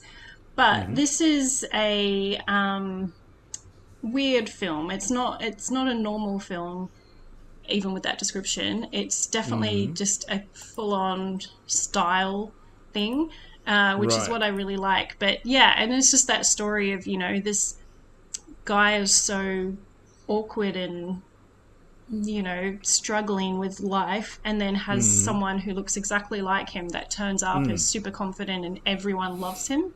Yeah. And so it's a really cool film. It's got like Wallace Shawn, Noah Taylor, some cool people that turn up. And yeah, I love this so much.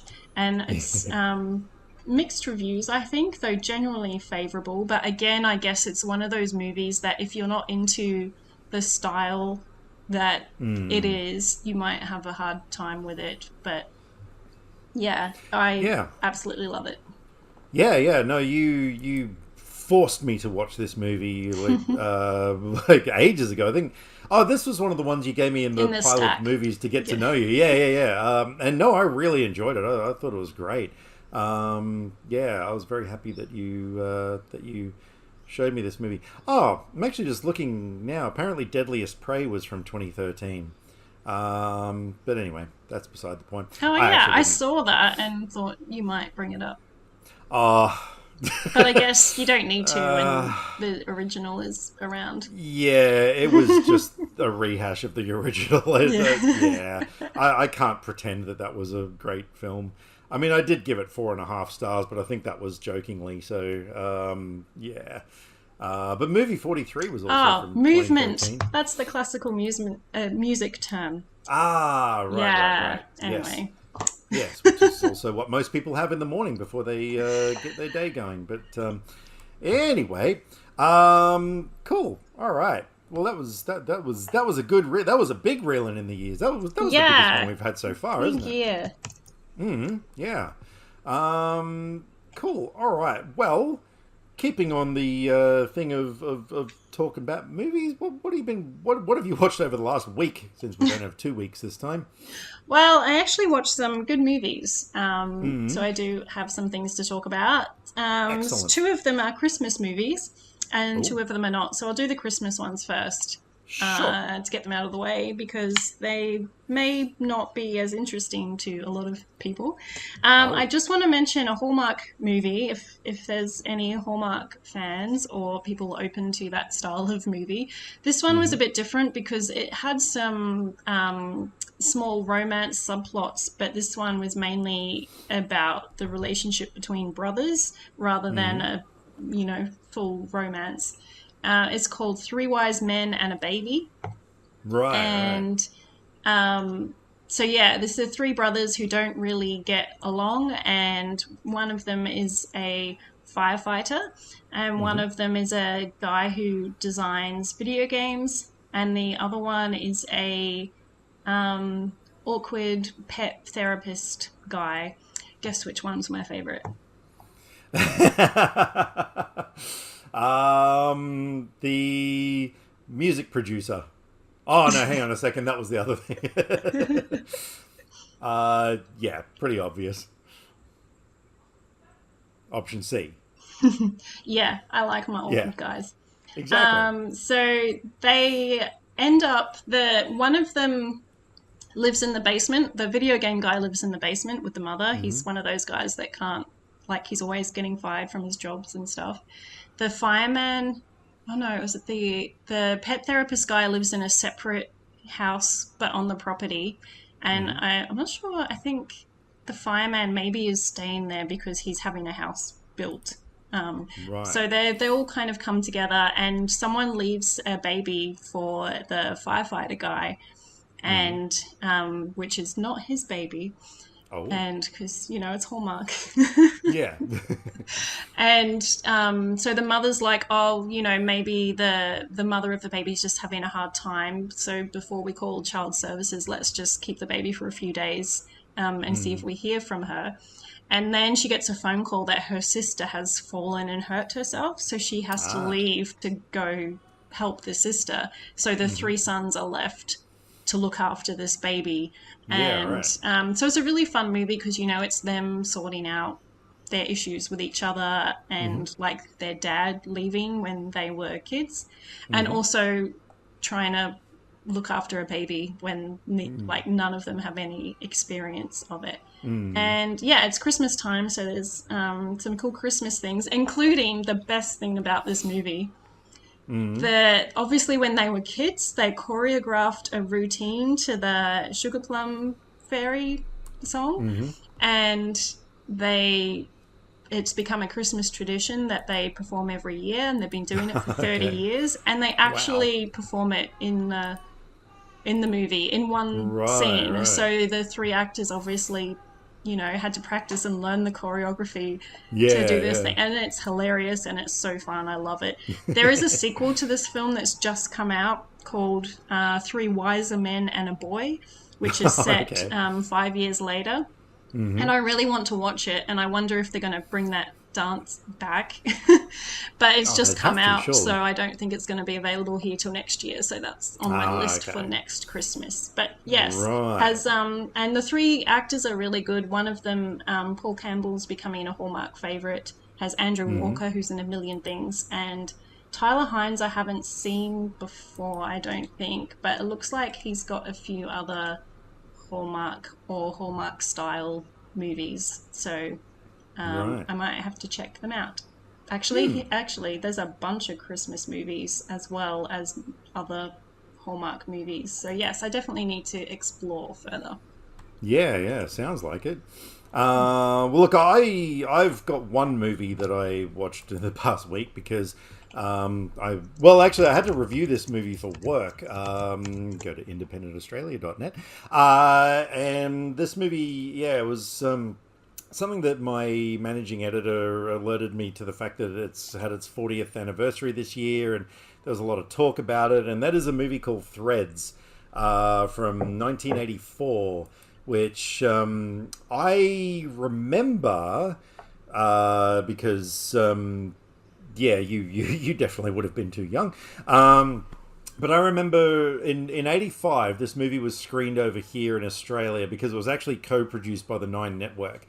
And they had a very special televised event where they screened the film ad-free. It was like this thing. So 12-year-old me, sat down. My parents let me watch this movie at 12. And the funny thing is, when it came up that, I had to watch this movie to review it, I was kind of like, I think I remember, I had these images in my head of, crispy burnt people on the side of the road and stuff, and I was kind of like, that sort of shit stayed with me, but that's not even the worst of this film. God, there's some messed up stuff in this film. So, essentially, it's a lot of places refer to this as like a documentary style film. I didn't feel that it was very similar to a documentary style, but it was directed by a guy who, amongst his films, he had done things like The Bodyguard, which was hugely famous and stuff. But it's essentially the account of what would happen if a nuclear war broke out in the city of Sheffield in England. And it follows two families because you got this couple who finds out that she's pregnant, and so they're going to get married, and you meet their two families. And then absolute hell on earth breaks out when this war, escalates between the United States and Russia. Because, of course, when this movie came out, nuclear war was such a massive thing in the 80s. It was Pac-Man, Rubik's Cubes, Cabbage Patch Kids, nuclear war. It was almost like a thing that was defined the 80s. And so this film came out as a warning about what would happen if we got to that point, and it is harrowing. Like, I noticed that you gave this movie 4 stars on Letterboxd. Like, did you find it was, like, really messed up and disturbing as well, or were you just kind of Yeah, well, I mean, I don't I don't feel things as much as you do for these kinds of movies, but yeah, it's definitely, makes you think about stuff like that happening. Yeah. I kind of thought so. So I won't sort of give too much away about the ending and stuff, but so of course, the central character Ruth, like, she finds out she's pregnant, and then of course, the war erupts, and you have this was the first time that nuclear winter was actually depicted on film, because this film actually, the filmmakers consulted a lot of scientists and defense experts and strategists and all this sort of stuff. Like, apparently, like, it is very realistic, like, what happens in this film, like what would happen in terms of, like, the breakdown of society. Like, like all the scenes where hospitals didn't have electricity and stuff, and they had to operate on people just using, like, rudimentary basic things and no anesthetic and all this sort of shit. It's just like, all the things you don't think about, and so, like, Ruth has this baby away from a hospital, and, like, has to gnaw the umbilical cord with her teeth. But yeah, because of the radiation effects, like, things happen with the kids and stuff. And then what happens with her daughter at the end of this film made me question my parents' choice to let me watch this film way more than crispy burnt people and cats and stuff on the side of the road.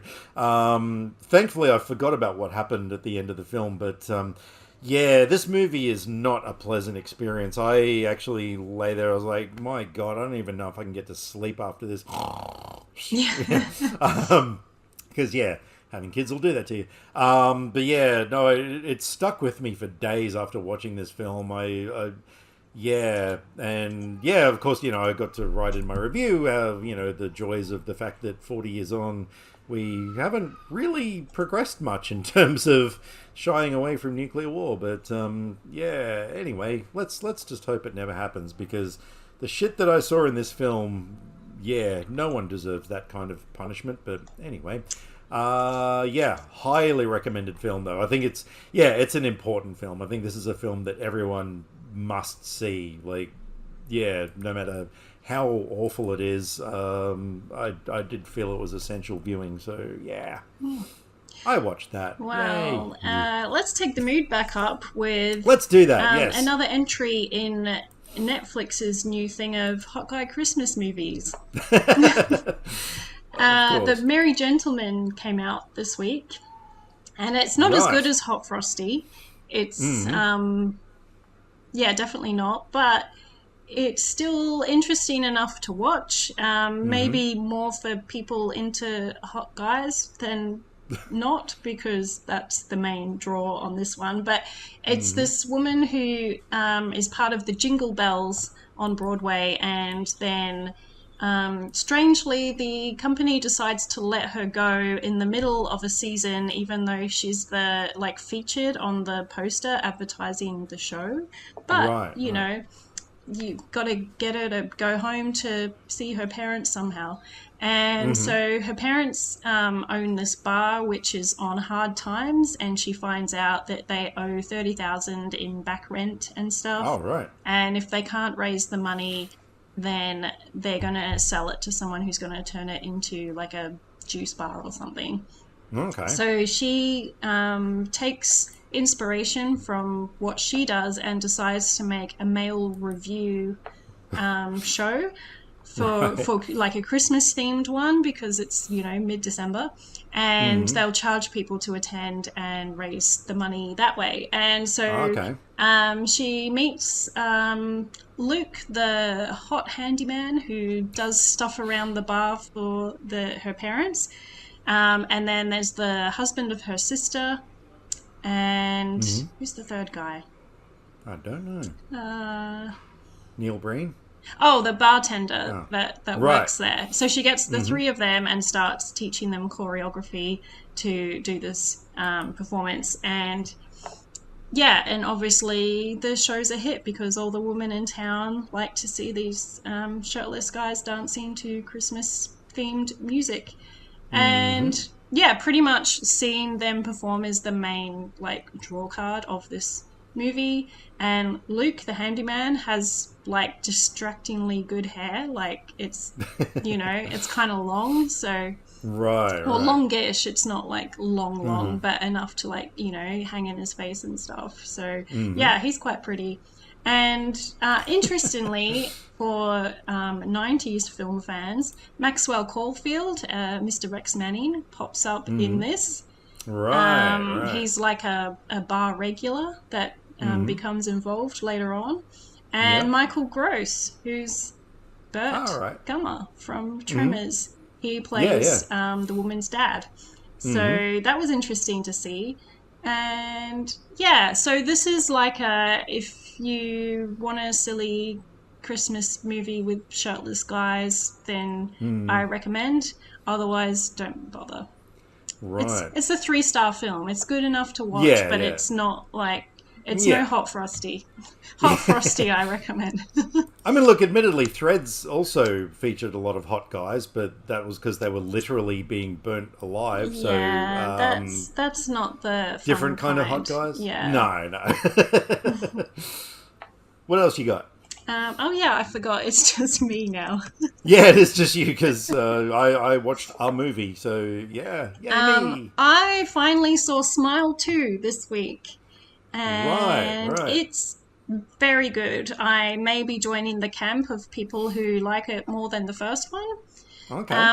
The story of the main character in this, I think, just feels bigger and more of a thing than the first one. But I don't know, the first one had to kind of set up things a bit more. And so this one opens with Carl Gallner because it's a direct sequel to the first film. Yep. And so he's in the opening, and that's quite an opening, especially how it ends. I audibly gasped at some of the stuff that they showed on screen for that opening. Right. So it was very good. And then we switched to following Sky Riley, who is a pop singer, and I appreciate that her songs were pretty good on the most part. Oh, okay, right. And had some pretty cool lyrics, because they were kind of dark, because she's in a dark place, because she's been recovering from a car accident that her boyfriend died in, and so she's kind of having to come back and preparing to go on tour and everything. So it's following her dealing with that, trying to learn her choreography with her like recovering from her injuries and whatever. And and then this thing that happens, and how it gets to her is pretty fun. We have Lucas Gage in it. I keep forgetting that he was in it. So that was pretty fun with him. And this movie had one jump scare that got me so good. Yeah. And it's because the you kind don't of normally one... get affected by jump scares. This was Oddity recently had one that got me good too. It's the kind of one, I don't know if it's a general scare thing or like an anxiety thing, but they get me so good that after the thing of giving me a fright, I then feel like a kind of prickling feeling like go through my body.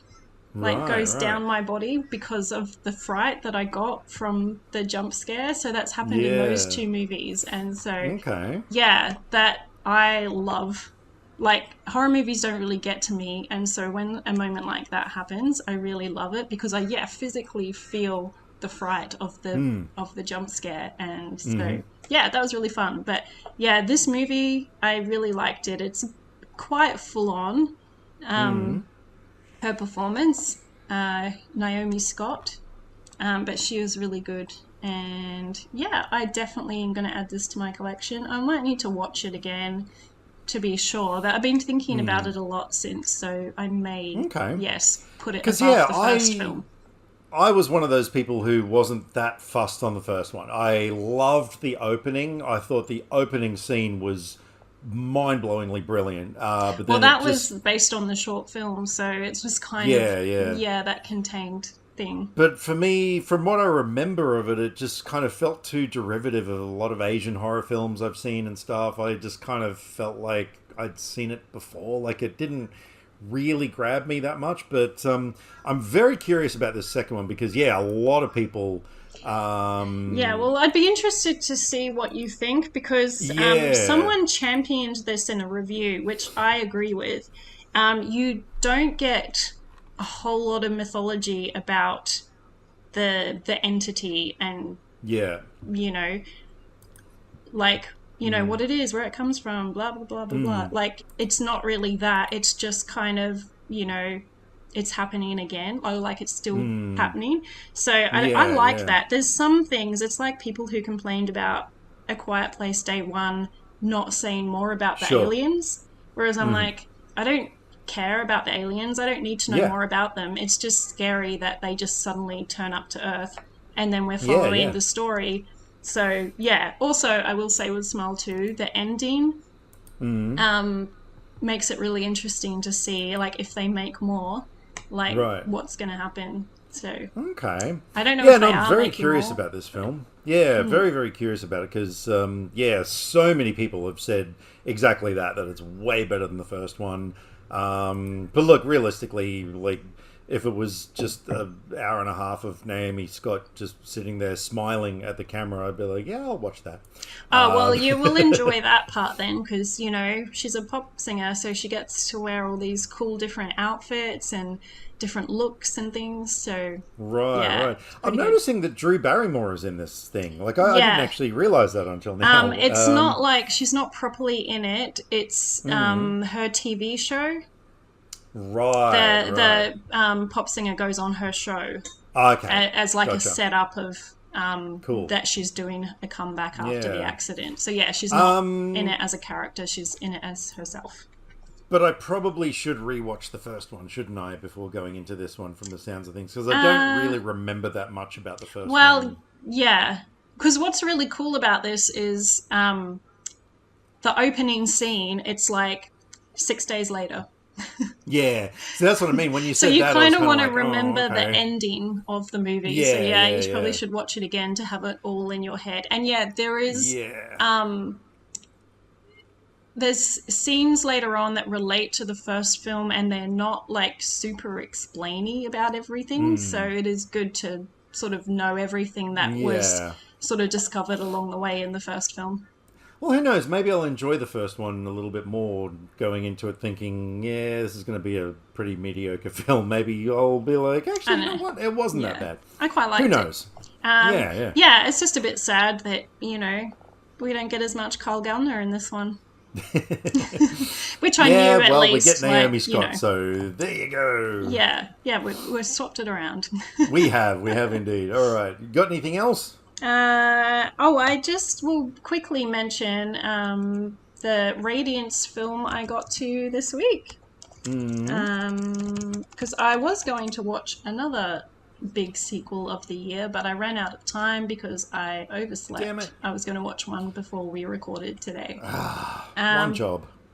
Yes, because I was too tired to stay up last night, so I had to watch a shorter movie. So I picked Radiance film called We Still Kill the Old Way.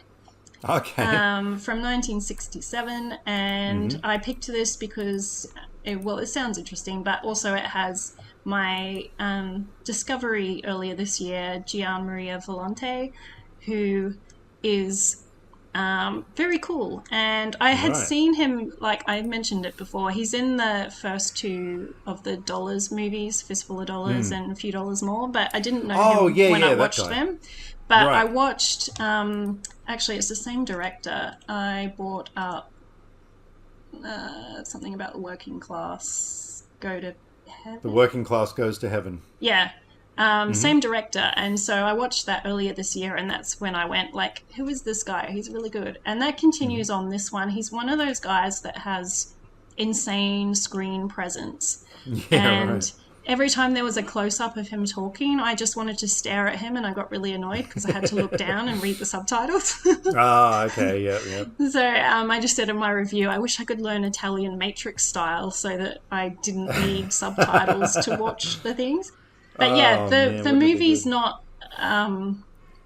overly exciting. Like, I don't think I would have liked it as much if it wasn't him in the main role. But basically, two guys in this town get killed when they go out hunting, and they're trying to work out, like, the story goes that one of the guys was having affairs with all these girls, and they arrest the brother and father of one of the girls and say, you know, they did it, and the other guy died because he was with him.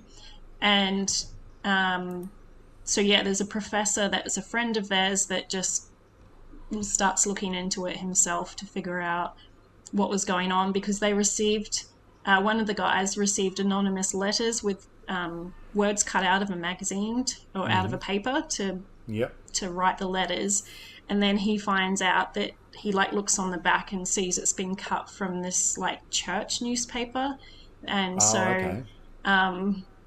you know, that's connected in some way because there's only a couple of people in town that get those papers, so it wouldn't be the father and brother who are illiterate. So yeah, he starts investigating and then gets caught up and stuff, but it's it's interesting but wasn't overly exciting. It did have an unexpected ending, which was quite interesting to see. I didn't think they would end it like that, but I mean it makes sense. But yeah, but still, it's a good one. It's not a bad film, just not as good as Working Class Goes to Heaven, surprisingly, because that was a film about unions and student protests and stuff that doesn't sound interesting, but I ended up really liking the movie.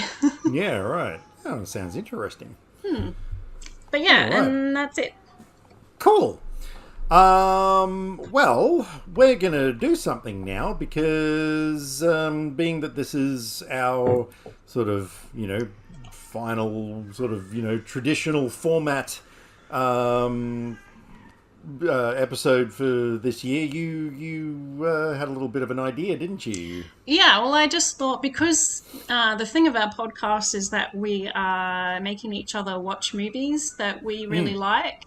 We would just do an overview of the year and see which ones we liked the best, and just kind of have a overview chat about them, because, I mean, not counting the movies we're going to talk about this time, because it just makes sense to do this first, but we'll mention if this week's movies get to the top of the list. But otherwise, we watched 20 films over the year. We're not including hit or shit films, of course, because they were ones that we both hadn't seen and just picked off a filmography. So we're just looking at the ones that we recommended to each other. Technically, we watched 40 films because that's 20 each. Well, yeah, but when we're only talking about, I'm only picking from the ones you recommended me, and vice versa. Oh, yeah. That's a good point. Yeah, never mind. Yeah, we watched 20 films each. That's what we did. Cool. All right. Well, do you wanna start then? Okay. I think it's your turn to start. So yeah. I will firstly just list all the films now that you recommended I watch over this year. Go for it. Deadly Prey, Brain Damage, Kung Pao, Sin City, This Is Spinal Tap, The Fugitive, 1917, Taking Care of Business, Rosemary's Baby, Fury, Man Up, Stardust, Detroit Rock City, Summer School, Macbeth, Lady Macbeth, The Name of the Rose, Henry, Portrait of a Serial Killer, Dark Man, and The Last Starfighter. And the movies that you made me watch, well, not made me watch, but, so we kicked it off with The Burbs, then Heavy Trip, Frostbitten, or Frostbitten, Frostbite, whichever way you want to call it, Rhinestone, Brain Scan, Crazy Stupid Love, The Killing of a Sacred Deer, The House That Jack Built, Night and Day, Moneyball, The Neon Demon, Phantoms, Before We Go, Crybaby, Deadstream, Watching the Detectives, There's Nothing Out There, Scout's Guide to the Zombie Apocalypse, The Spy Who Dumped Me, and The Card Counter. I just noticed I misspelled apocalypse. Yeah, how many apocalypses are there? Oh, no, apocalypes. Apocalypes. Yeah, never mind. You know what? But did you see the professional way I just went through it and thought, no, just keep moving? But then you, of course, had to bring that up. So, yeah, sorry. It's The Scout's Guide to the Zombie Apocalypes. All right. So what were some of the highlights for you from this year? Well, I marked 5 as the standouts from that list. Yeah. I will mention though, before I get into them, that I have been thinking, like, Fury has stayed in my head even though I didn't really like it. I think because it's, memorable. there's a lot in it, and so that's pretty interesting when that happens. I will say that one of the best ones I watched was the first one you gave me, which was Deadly Prey. Yay! Oh man, what a way to start the year, by turning you into a Deadly Prey fan. Honestly, that it doesn't get better than that. Yeah, we had good movies on the first episode, which did. worked out well, because it wouldn't have been fun to start off a podcast with the dud movies. Oh, hell no. What are you thinking? How many favourites do you have from the list? There was a lot of ones that I really enjoyed. I'm trying to think of what might be my most favourite. I'm actually, again, going back to kind of early in the year, I'm thinking Heavy Trip might have been my favourite out of all the films that you got me to watch this year. Oh wow, you did good having a instant better than all the others film. Yeah, I mean, well, it just appealed to me so goddamn much, like you give me a movie about metal musicians, it's like, yeah, it doesn't get much better than that. So I think that might be my number one most favorite film out of everything that you showed me this year. What were some of the other ones that you liked? Well, yeah, I haven't ranked the 5 that I picked out as being the best, because why would I bother giving myself such a hard task? I don't know. So I'll just go in the order of, like, as the year went on. So the next big standout was The Fugitive. Yeah, of course. Which is probably not a surprise. Yeah. Because that's a really... Actually, that one's probably my favourite of the year. I think. Yeah. Wow. Okay. That was really good. Interesting. I think for me, the next one that, again, not in any sort of order or anything. The next one that stands out to me was The House That Jack Built. That movie. Oh man, that was a really twisted film. Yeah. I absolutely thought, Matt Dillon was just brilliant in it as like this really messed up serial killer. There was some just really twisted shit in this film. And like a phenomenal ending and everything. Like it, I was very, very grateful that you got me to watch that film. So that one is a instant standout for me. All right, well, I'm going to change my order around because you recommended me a serial killer movie as well that is one of my standouts of the year, which was very recently, Henry, Portrait of a Serial Killer. Yeah. And I just love that this gets talked about as being extremely bleak all the time, and I did not mind that. Like, it has some dark stuff and some bleak stuff in it, but I also found bits of it just amusing. So I can't be on board with the it's so bleak, so which is fine because it means I can rewatch it every now and then and not depress myself.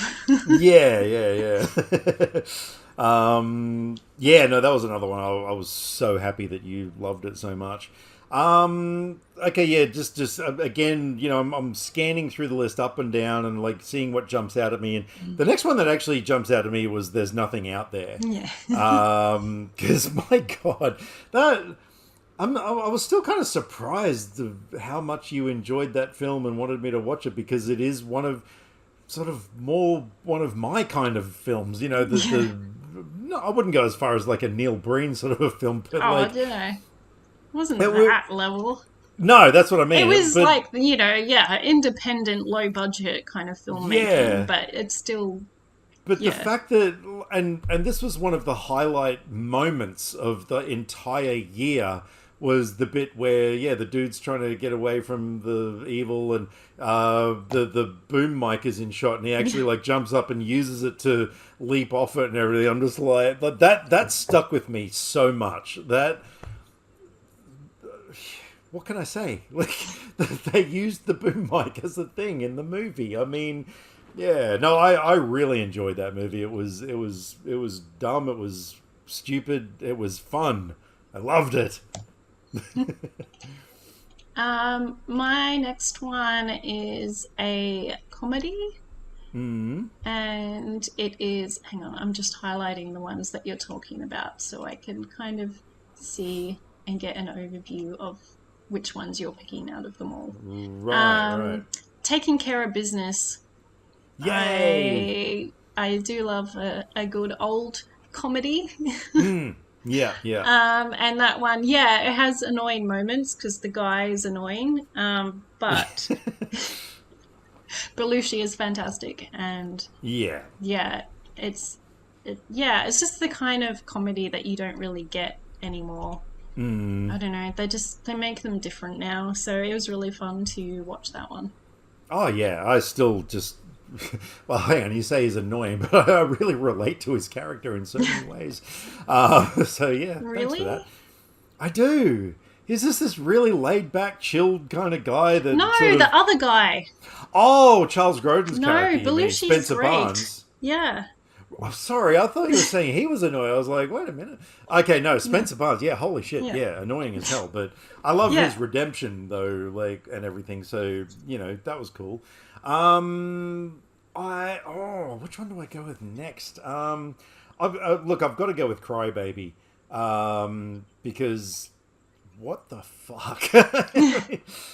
So yeah, kind of my introduction to the filmography of John Waters.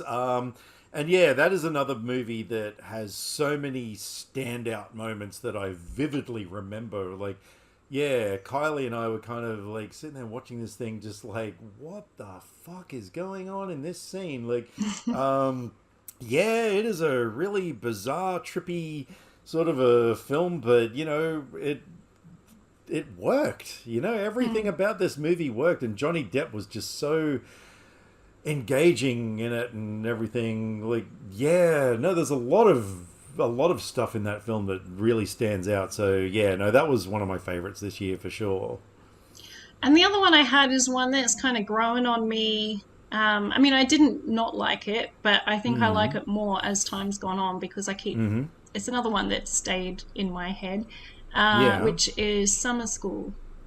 Ah, brilliant. Yeah. So another fun comedy. Yep. Yeah.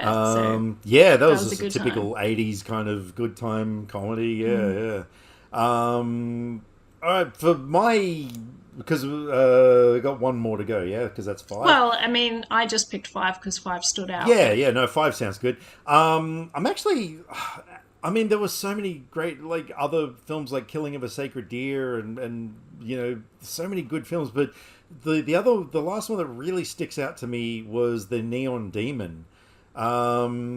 And as I was talking about before we started recording, like, my memory of this film, watching it, was something I'll never forget, because it was just after my kids had been born, and Kylie was staying overnight in the special care unit for the kids, and I was in there, and like I was determined to stay up like as long as I possibly could, and so I was watching this thing in this darkened care unit for babies on my laptop, and every now and then like nurses would come in and I just have to sort of pause it and talk to them or whatever. But so I kind of have a really cool memory of the film, but the film itself was just mesmerizing and so hypnotic and weird, and in a way like it's kind of fits in with what I was talking about with Spring Breakers and stuff. It did have that sort of quality to it, and yeah, I just really dug that film. I thought it was kind of brilliant,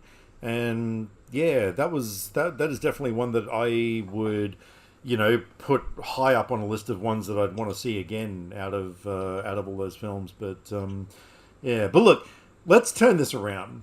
What was the worst movie? And I think I know what you're going to say, but we've got to talk about this. What was the worst movie that I made you watch this year?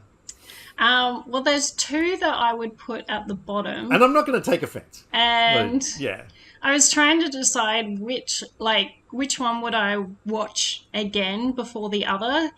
And going by that, the worst movie was Lady Macbeth. Oh, wait, you hated it that much? Like, well, more because than Kung Pao. Because Kung Pao was stupid, but there's stuff happening. Lady Macbeth was just nothing happening. It's just her hooking up with the guy from the, what is he, stable guy or something. Yeah. And just being awful. So there's no redeeming things, whereas at least Kung Pao, I might not have enjoyed it, but it's definitely watchable. Yeah, right. Yeah, okay. I genuinely thought Kung Pao was going to be at the very bottom of the list for that one. No. But no, that's okay. Because look, that doesn't change how I feel about them, and like I said, no offense taken. Obviously, for me, the worst one that I had to endure this year was Phantoms. I did wonder about that because there's another movie that I thought you might pick. Oh, really? Well, Moneyball was also No, that's one not that what I was thinking of. Wow, I don't even. okay. I don't even remember Moneyball. So to be honest, you I've like completely this movie more than I thought you did. Oh no! I would watch Rhinestone easily over Moneyball and Phantoms. Wow, That's how because the much way I you didn't talk like about those Rhinestone.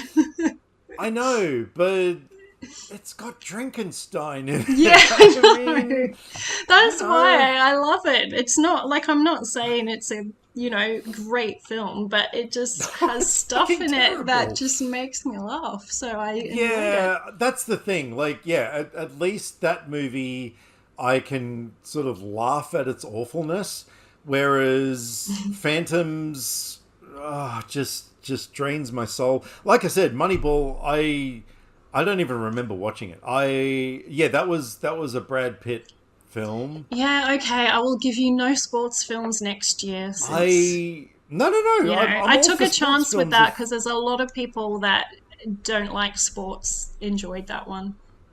If you asked me to describe any scene from Moneyball, I genuinely couldn't. And now, look, that's not saying the quality of the film, because, like, from memory, I think that one was, like, critically acclaimed and stuff. Yeah. It just wasn't for me. And, yeah, I don't remember a single thing that happened in it. Phantoms, I just sort of found, just, again, wasn't for me. But, yeah, no, I would actually watch Rhinestone over those two. So yeah, how about that? Cool. No, that was fun. That was a good recap. All right. Well, now that we got all that out of the way, what do you say? What do you say we get lost and go and revisit a movie that I know you're a little bit of a fan of? Let's go all the way back to 1987 and discuss The Lost Boys. Now, I feel it is only appropriate that you introduce this one because, I chose this one knowing that this was obviously, something that you would absolutely love to talk about. What is The Lost Boys? Tell us about it. Well, just reading the letterbox description. That's a very Yeah, okay, just interesting and brief. No, it's a weird one. Anyway, so The Lost Boys is about two brothers who move to a new town, Santa Carla, I think they called it. Yeah, and because their mothers just got divorced, so they're going to stay with their granddad, and there is vampires in town, and Michael, the older brother, gets pulled into their sort of group because he has a crush on Star, and younger brother Sam enlists the help of the Frog Brothers to try and save his brother. Perfect. Lots so yeah, of this 80s goodness. Oh yeah, so this film was directed by Joel Schumacher, who so this guy, he sort of had a mixed bag in his career, but I mean, when this guy hits, he really hits. Like, this guy has made some amazing films, like Batman and Robin. I mean, sorry. Phone Booth, Falling Down, the Number 23 with Jim Carrey. I really enjoyed that one. Flatliners, so many absolutely fantastic films, but yeah, The Lost Boys is definitely up there. This is, easily one of the single best vampire Batman movies Forever. ever made. Well, yeah, Batman Forever, but I mean, Yeah, you and I love mentioned that Batman film. and Robin, and you don't say It Batman was a Forever. joke. Yeah, but then you could have said Batman Forever after, because that's a really cool film. Yeah, but it wasn't critically acclaimed. I mean, you and I love it. But Yeah, but I thought you I'm would talking just about talk. critically Oh, acclaimed well, who films, cares like- what the critics think? I care about Exactly. what we think. Yeah, that's right. God damn it. Anyway, so yeah, straight off the bat, I think this movie does such an amazing job at telling you what the tone of the film is kind of going to be, because you get that aerial shot over the fun park at night with that sinister song playing, Cry Little Sister, and just the mood of that opening, I think, is perfection. And you also get that kind of mystery element, like, what are we looking at here? Is it just like a cool aerial shot, or why are we hearing something sort of flapping in the wind? Like, what's going on? And then, of course, you're introduced to that security guard, and then, yeah, it's obviously, then you're kind of like, oh, wow, we got a POV shot here from flying vampires. Like, that's cool. Because that's something that vampires don't really do much in movies, is fly. So that was really cool. And yeah, I mean, God, this cast is so freaking good. We've got Terrifier 3's Jason Patrick. Did I ever mention to you that he's in Terrifier? No, Yeah, he's in that. He's in funny. it briefly. So you've seen Terrifier 2. You know how there's this whole thing where Sienna, her father, had sort of researched or followed up the clown and, designed her warrior angel character and all that sort of stuff. There's actually some flashbacks with her father, and he's played by Jason Patrick in Terrifier 3. So, but yeah, Corey Haim, Corey Feldman, Kiefer Sutherland, who we're obviously going to be talking a lot about. Yeah, so many great people in this film, but and Alex Winter, of course, from Bill and Ted. And Edward Herrmann. Yes, Edward Herrmann is so freaking cool in this. Everybody is just so cool. But yeah, that's one of the things I love about this film is the tone and the mood of this film. It is a comedy as well. There's definitely some because funny after moments. that security guard thing and that, you open with the two brothers and their mum driving into town, and so you've got the whole, look around the town and all the like weirdo people and the songs playing and the kind of jokes between them. So yeah, it really shows you it's going to be a fun film. You got like the scary security guard thing and then the fun stuff. So yeah, it's good opening to the movie. But then there's that the way that it reminds you that we're still in a horror film, when they go past the sign and turn around and it's like, was it Murder Capital of the World or something on the back? Yeah. Like, so I thought it balanced the horror and comedy really, really well. I don't think there was any really sort of scary moments in the film as such, but it's cool. This is just such a cool movie. And yeah, why don't you sort of talk a bit about your experience with this film, because I mean, I don't know anyone Yeah. who is more obsessed with this film than you are. Well, this is one of the few movies that I actually recall the first time I saw it, because it was I was 12 and I was at my friend's 13th birthday sleepover. And she had an older sister who was really into Jason Patrick. So I think it was her idea that we watched this movie.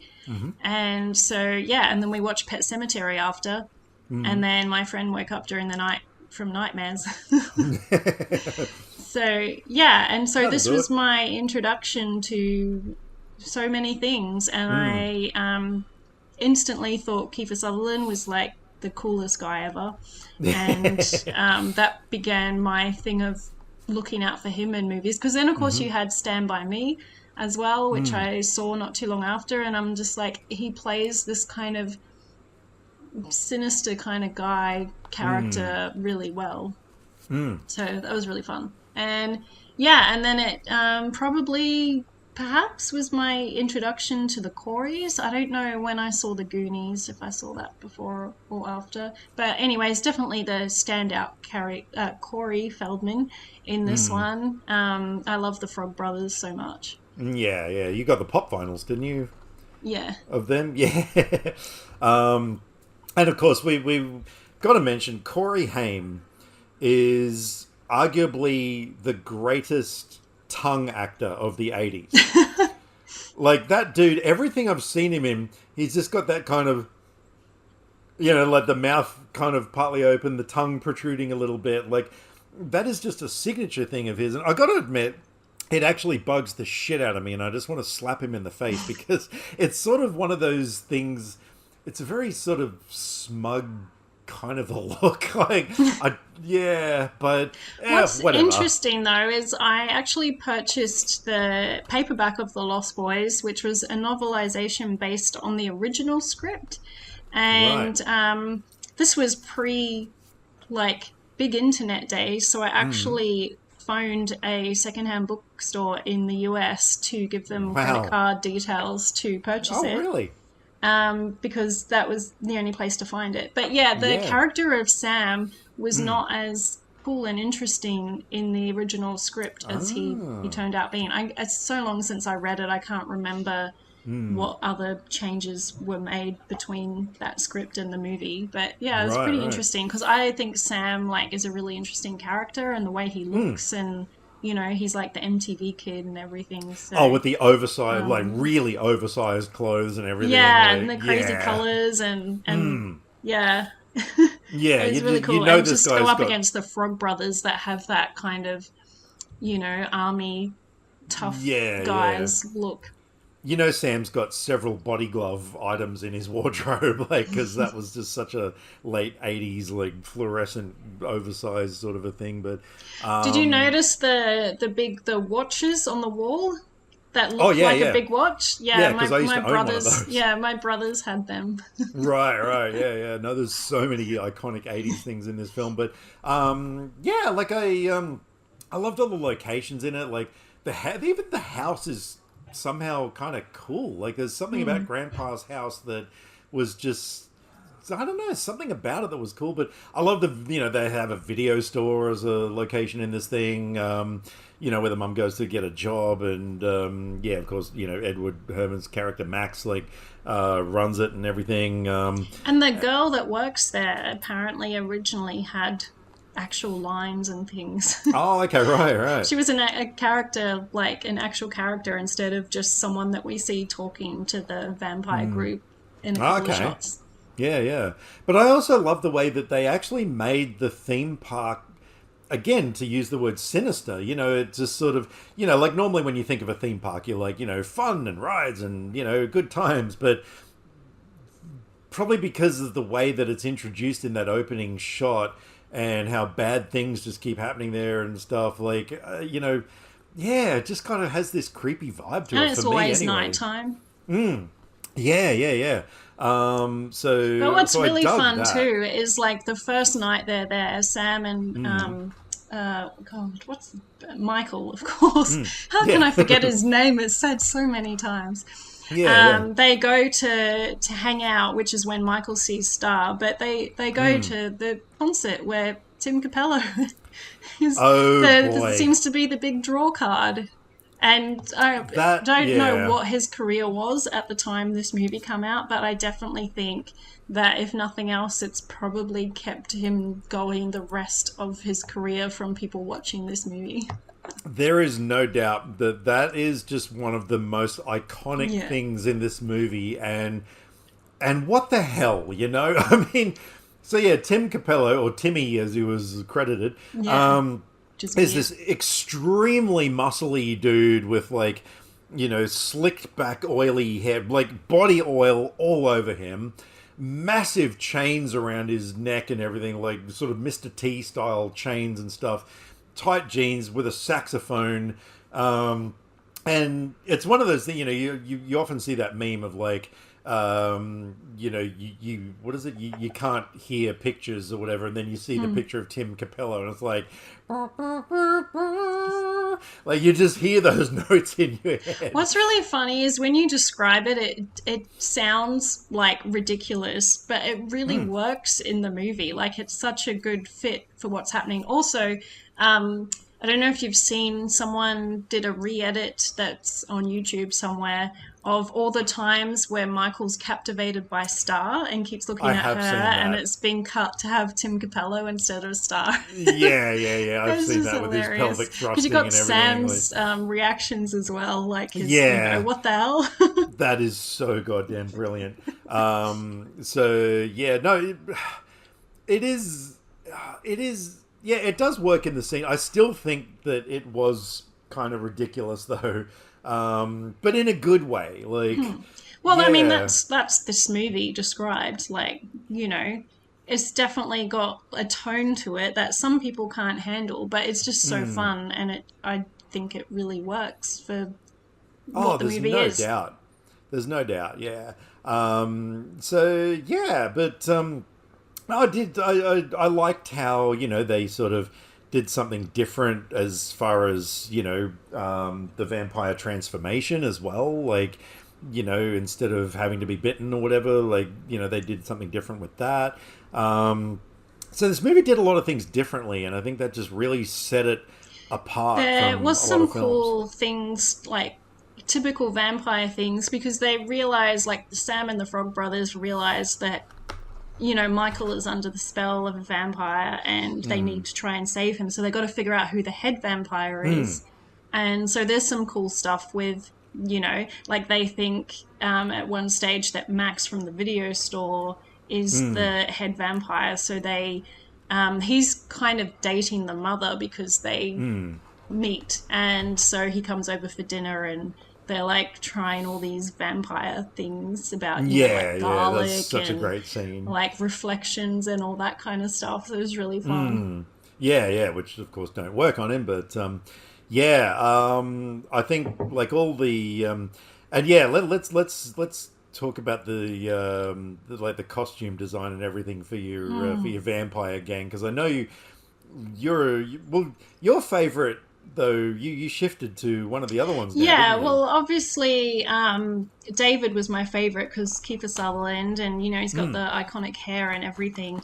But Yeah. as I got older, and now in my adult years, or at least recent adult years, I actually find that Paul's my favorite, played by Brooke McCarter, who is the guy that looks like the 80s hairband guy. I just think, I mean, the guys besides Kiefer don't really have a lot of personality coming out. Like they have their little moments, and there's like they're in a group and everything, but they don't really have scenes of just the other guys. Yeah, But yeah. yeah, I just think Paul's really fun. He's kind of the wild child guy. And of course, Alex Winter stands out because it's Alex Winter. So Well, the thing I loved about him, you know, you got that scene on the carousel, you know, where the security guard is like kicking them off and stuff like that. If you look at the looks on their faces, especially Alex Winter, they've just got that really, you know, condescending sort of a look. Like, you know, they know that they're vampires and they can't be hurt, and they can kill whoever they want. They can do anything they're going to live forever. Well, they think they are. And so he just has that look on him like, I am so much better than you, and I thought it was really good the way that he played that role, just with one facial expression, he's kind of said so much about his character. So, yeah, I thought, no, they all looked great. And so we get some cool scenes with Michael being kind of initiated to the gang, including the other iconic. There's so many iconic things in this. There is, isn't there? Hanging under the railway tracks as a train goes over to see who can hold on the longest. So that's fun. And yeah, basically as the movie goes on, they figure out they have to kill the head vampire. And we're not going to get into spoilers, but we'll just say that at one stage they do kill someone they think is the head vampire, who is not. And so then the last part of the movie becomes a showdown because they do it during the day, so they know that they're going to come for them at night. And so they're like at Grandpa's house, setting up for this final showdown. Yeah. Which we will talk about later. Yeah. Because, there's lots to talk about the ending of this film.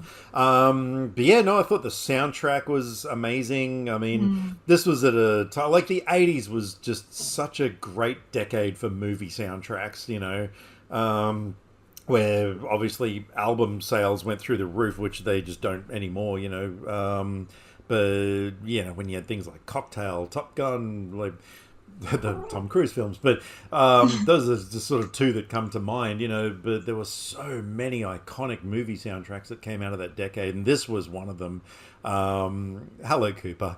Yeah, it's my funny, cat's just turned up. I've just been feeding mine chips off the side. That's what I've been doing down here. I've been leaning down and feeding Harley some chips. But this has a cover, Echo and the Bunnymen doing a cover of People Are Strange, which I absolutely love. So much. Yeah, it's so good. And like you said, especially the scene that it's in, like it just, it's brilliant. It's such a great, pairing of music and visuals. There's just, I know you watch this movie twice a day, 365 days a year, just about. For me, I've never quite been able to go the full 5 stars with it, and I'm not 100% sure why. It's one of those things I can't quite put my finger on. To me, it's not all the way perfect, it's nearly there. It's just, I don't know. Maybe it's Corey Haim's tongue. No, it's not that. I don't know. It's just sort of something about it that, like, I can't sort of go back and like rewatch it every year, kind of thing, or whatever. But it is easily up there with my most favorite vampire movies of all time. And like I said, I absolutely commended on doing something different with the genre and stuff. I also think it was fun that I watched this. Cooper. I watched this a bit when I was young, and then I didn't watch it again for a number of years. And then I watched the Gilmore Girls, and Edward Herrmann is the grandfather of Rory Gilmore, and I really got to know him from that. And so I had forgotten that he was in Lost Boys, and then the next time I watched it after watching Gilmore Girls, it was very weird to see him young and in this. So that's pretty amusing. But there are carry on. I was going to say, I mean, at least I liked it better than Fraser Jubb, who gave it 2.5 stars and said, hey, he's a friend of the show, and said, a decent 80s movie. It has aged a bit, making it a little on the slow side. Never really felt connected to any of the characters or that invested in the story. Some cool scenes. Actually preferred the first half more than the second. So, I might not have gone all the way 5 stars with it, but at least I liked it more than Fraser Jubb did. So, yeah. Just well, at least he didn't hate it. At least he didn't hate it, yeah. It was middle of the road for him, but anyway. And the first half is, like, really strong, so I wouldn't say that's a bad opinion, because yeah, I mean, it's very cool at setting stuff up and everything. And Tim Capello was in the first half, so Yes. there's that. And I think Fraser Judd might have a little bit of a thing for old Timmy. Let's just say the way that Timmy blows that saxophone. No, never mind. Anyway, please, what were you going to say? I was just going to say there's 2 sequels to The Lost Boys, which I didn't watch for the longest time, but I got curious and found them online. And the second one is quite terrible. And actually, let Does me not just surprise me. remind myself which Okay. one was which. Yeah, because I'm looking now. There's Yeah, okay. so there is Lost Boys, The Tribe, came out in 2008. And the big thing is that Corey Feldman is in it, reprising his character. So I was curious about that, but yeah, it's not good. But also has Angus Sutherland, who is Kiefer's cousin, nephew, something. Oh, okay. Is related somehow. Right. But after that disappointment, I went on to Lost Boys: The Thirst, which came out in 2010. And this was pre-Letterboxd, so I don't know what I would rate them, so it's hard to tell now. I don't remember. Yeah, but sure. I do remember that this third one is better than the second one. And Okay. I think maybe is, enjoyable enough. So this one has Corey Feldman in, and also Jamison Newlander, the other frog brother. Right. And I don't remember anything about what happened. But, I mean, if you look at the cover for it, you can see Corey Feldman, with his bandana and stuff. And it's pretty cool. So, yeah, I might watch them again one day. I think I upgraded to... Did I upgrade? I don't know. Well, I'm actually just noticing the second Lost Boys film was directed by the guy who also did the third From Dusk Till Dawn film. So this guy must have like a thing where he directs like far inferior sequels to great horror films. Because from memory, From Dusk Till Dawn 3 was, well, 2 and 3 were kind of shit, but anyway. So yeah, I think it's if you are a massive fan, worth checking out just to have seen them and for Corey Feldman. But don't need to be watched at all. But I was very happy that, if one of them's going to be complete shit, it's better it's the second one than the third. So at least it kind of, things recovered a bit. But yeah, definitely, of course, nothing like the first one. But I feel like The Lost Boys is one of those 80s movies that you just can't touch. Like, there's no way you could make anything like it now. How would you feel if they announced that they were doing a remake of the first one? Well, they were doing one at one stage, or a TV show, but they changed the Frog Brothers to girls, I think. Right.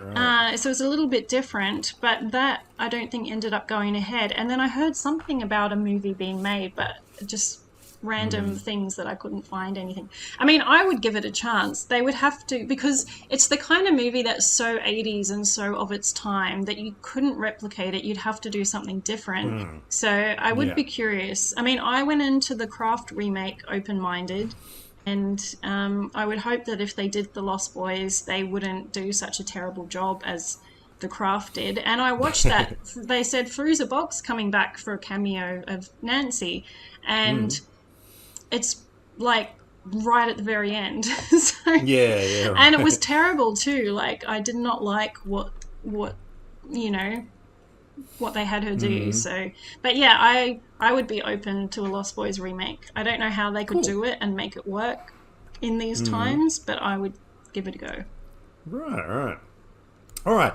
I don't know about you. That's probably as much as we can say without getting into spoiler territory for this one. But yeah, definitely got stuff to say in the sealed section about this one. But yeah. All right. What do you want to do next? Because you can pick. I think I want. All right. I'm gonna savor like this because you know what I want to talk about. I'm gonna leave it till last. So let's do Cat and the Canary next. So yeah, this was a film that I kind of didn't expect. Like when you told me the synopsis, or very briefly about a will being read and someone dying at midnight or whatever.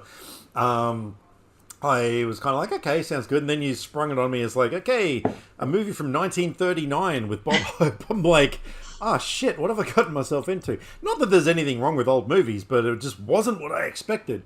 So, yeah, tell us about The Cat and the Canary. Well, this was brought to my attention by Imprint putting out a Bob Hope collection in their range. And this was one of the 2 movies in that. And because I didn't know who Bob Hope was. Right. So this was my introduction to him and what made me a fan of him.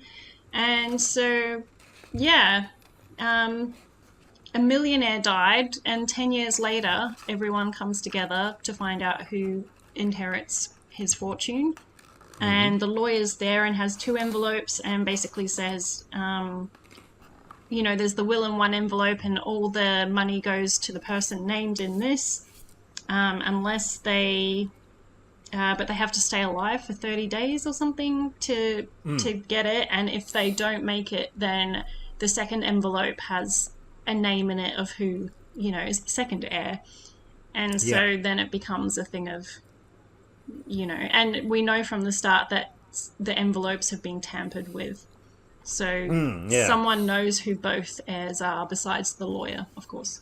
And then we have the superstitious housekeeper who mentions that someone will be dead by midnight, and because she can talk to the spirits, and they have told her that. So this was I really dug it. It had a really cool setting, like the New Orleans swamps or whatever, like this sort of gothic mansion out in the middle of nowhere. Kind of gave me slight and then there were none vibes. Very slightly. But I think this film would have been a lot more kind of like take it or leave it if it weren't for Bob Hope. His portrayal of Wally in this film, I adored him so much. And yeah, as I said, I really related to that character. Like, he wouldn't stop talking, just making jokes out of everything. And I'm just like, in this kind of situation, that would be me. I would be that person. But yeah, no, he had so much energy, like he just lit up the screen every time he was there. And I thought like the way that everything panned out, I thought was really interesting. I will add, they also add to it, they hear a sound outside, and it's a guard from a local asylum that someone has escaped from, and he's looking for them. So, they have the thing of this escaped dangerous guy around as well, just to add to their nerves about getting through the night, because they basically have to come by boat to the house, and the locals are superstitious, so they won't come back to collect them until the next morning, so they have to spend the night in the house, which is what gave me the and then there were none vibes. I think because there was that whole sort of setup as well. I think this is the kind of thing though that overall by today's standards, this movie, like, it wasn't, I didn't really find it all that sort of suspenseful or anything. It was a good time, but I did have to cast my mind back to, okay, this came out in 1939. So audiences then didn't have anywhere near the amount of films that we've watched, especially, these kind of horror films and murder mysteries and stuff. So I did kind of, view this film from the perspective of someone who has never seen a film like this before, or barely any, and in that respect, like, it was really well made. I also think perhaps it was made for, I don't know about Bob Hope's career and whatever, but maybe it was made for a more general audience, so they didn't want to go too dark and creepy with it and keep it more of a lighter film. Yeah, absolutely. Yeah, because he did make it definitely a lighter film, like almost kind of a horror comedy sort of a Yeah. thing, if you will. But yeah, like I don't know, there was just so many really cool moments throughout the film. I thought the mansion itself, with all its hidden passages and everything, that led to it being more interesting, and like the figure sort of lurking in the shadows was interesting. There was a lot of things that it really kept my interest going from start to finish. I mean, yeah, by the end of it I was kind of like, would I watch it again? I don't know, like I wouldn't be averse I to feel ever like, watching it well, again. see, what's interesting is I feel like how it resolves at the end is Yeah. not overly exciting, but I feel like it's the kind of movie that you don't really watch for, the mystery part of it. It's Yeah. more just the journey there.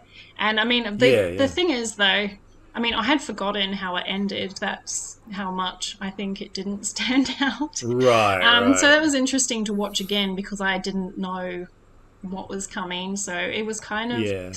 well, in that respect, like watching the first time. But yeah, I was just looking forward to rewatching it just to see Bob Hope again. That's the thing. If I ever watch it again, it'll be solely to watch his performance again and that character. I loved his character so much. Yeah. But yeah, no, I dug it. I mean, yeah, it was a good time, as someone would say. And I did also love the Scooby Doo ending as well. Like, with the I won't say too much, but you know what I'm talking about. So yeah, that was fun. Um, yeah. So all right. Was there anything else you wanted to add to I don't that think one? so. All right. Now we're moving on to a film that I don't remember how or why I first ever came across this film, but I do remember owning it on VHS, and I watched it so many times because this film just, oh man, yeah.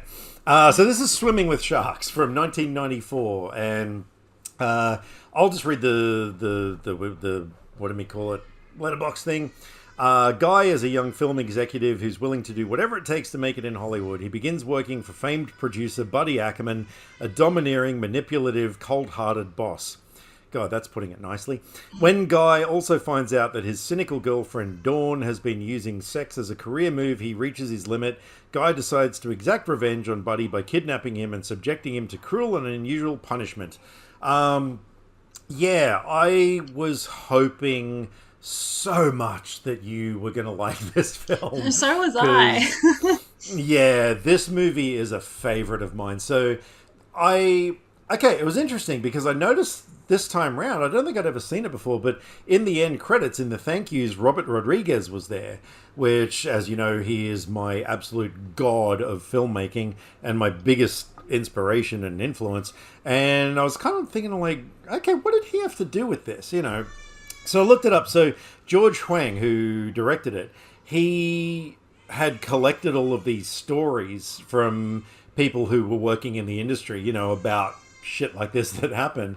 And he was putting it together in a book. But Rodriguez, who was a friend of his, actually said to him, "Oh man, you should turn this into a film," And so George actually wrote a screenplay, about this sort of stuff. But he initially called it Real Life, REEL. And Rodriguez was like, "Oh my god, that's amazing," but they wound up changing the title. But of course, that title winds up in the film as the sort of script within the film kind of thing. But yeah, remember when the reason you chose this was because the review I singled out said that it was like whiplash for office workers. Yeah. You see why now. Like, I mean, who was worse, Kevin Spacey or J.K. Simmons? I honestly don't know who was a bigger nightmare. But Different scenarios, because I feel like Whiplash was more contained and specific than yeah, this was. So yeah, I think it was a bit more like in his face. whereas this Yeah. had a bit more breathing room. Right, gotcha. So anyway, when I saw that you had rated this 4 stars on Letterboxd, I actually audibly squealed. I was so happy. So yeah, what are your thoughts on this I film? didn't Like, realize it was like that much of a favorite for you. oh, this movie is a big Yeah, favorite of so mine. this was interesting because it starts with the end Yeah. of the movie and then flashes back to what led up to it. And which was interesting because, it shows him coming in and, tying him to the chair and everything. And then it cuts to driving into work. And at first I thought, oh, he's left them there and gone into the office. What's happening? And then, Right, of right. course, realized, no, they've actually flashed back to his Yeah. first day in the new job. But yeah, once I got onto that, it was interesting because, yeah, at the beginning when he's kidnapping, I'm like, oh, but how do we, he is this Yeah. bad guy, but what did he do? And yes, Yeah, then the yeah. movie showed me. Yeah. So, of course, I don't think we've actually even mentioned. So, Kevin Spacey plays Buddy Ackerman, who, oh no, it's Kevin Spacey, whatever. Frank Whaley plays Guy. We got Benicio del Toro was in a cool role in this film as well. I thought he Yeah, was really someone good. I saw in a Letterboxd review, someone talked about how cute he was in this film, and I was like, yeah, that's actually a really good word to describe him in this film. Like, he doesn't have a huge Right. part, and Yeah. I loved the hair in this. Yeah. I guess it was the style of the time, but So 90s. yeah, it was pretty interesting. And so yeah, I did think I kind of Yeah. wished he had a bit more of a role. I mean, I know it doesn't work because he had the job and he was doing the Yeah. handover, so he was just in it at the beginning to kind of show the ropes. Yeah, and I love the way that he played it. Like he knew what Guy was getting into. He was just like, "Oh, dude, you don't know what you're in for," and like, yeah, he was sort of hardened, but he was still helpful. Like, I like that, he wasn't a complete dick and everything. I thought, yeah, his character was really cool. Michelle Forbes plays Dawn, the love interest, and yeah, I thought her character was really cool because she's kind of a up and coming producer, and who obviously had this history with Buddy Ackerman, and yeah, I love that introduction where Guy turns up to his first day on the job and parks in this empty parking lot, and Dawn comes along and is like, get out of there, you're in my spot, and it cuts to that wide shot where it's just like he's the only car in there. It's sort of like, oh man, okay, this is what he's in for. But yeah, the way that things escalate with Buddy, I like that the first kind of real, interaction or, sort of clash was, the coffee sweetener, where, Buddy says that he wants sweet and low, and Guy brings him equal, and, Buddy's sort of like busting his balls over it, and Guy's trying to explain, well, aren't they the same thing? And he's like, well, no, they're not the same thing, because you've got to focus on details and everything. You kind of like, he's got a point, like, okay, he's being a bit extreme about it, but, if I employed someone and, like, yeah, okay, technically it's the same thing, but it's not what I asked for, and so, yeah, you kind of get it, but then, yeah, things just get worse, and to the point where Guy just doesn't have a life anymore because Buddy just owns him and uses him and manipulates him in the most cruel ways. Like, it's just awful what this man does to him and stuff, and you kind of like, yeah, I get why he broke. It's like, yeah, but it is the kind of thing. I think one of the things I love about this movie is you've got to sit back and wonder, how often does shit like this actually happen in Hollywood? Oh, yeah, I'm sure it happens all the time. Yeah, and then you sort of think to yourself, what would I do if I was in Guy's position? Oh, Like, I would never be in a job like that. I kind of was at one point. Like in 2007, I was working in the last video store I worked at. I caught wind of a job with this production company, and of course, like wanting to be a filmmaker, I was like, oh my god, So I went for an interview with one of the production assistants, and it turns out all it was like a real estate video thing, where we go to houses and film them to put on the internet to sell houses. But they warned me on the first day, like they said, okay, so I'm not going to mention his name, but you know, it was kind of a well-known person in the entertainment industry, and they're like, just to let you know, this guy can be a bit difficult at times, but you know, the job is worth sticking it out and everything. I was like, okay, cool. You know, what I didn't realize, so there was another guy who worked there. He was like 6.5 feet tall, like this bald, muscly guy. You know, he was big. You know, and I found out one day that the boss had actually made him cry. And I was like, oh shit, how bad can it be? It was bad. This dude was almost on a Buddy Ackerman level of, you know, he would refer to everyone as maggots.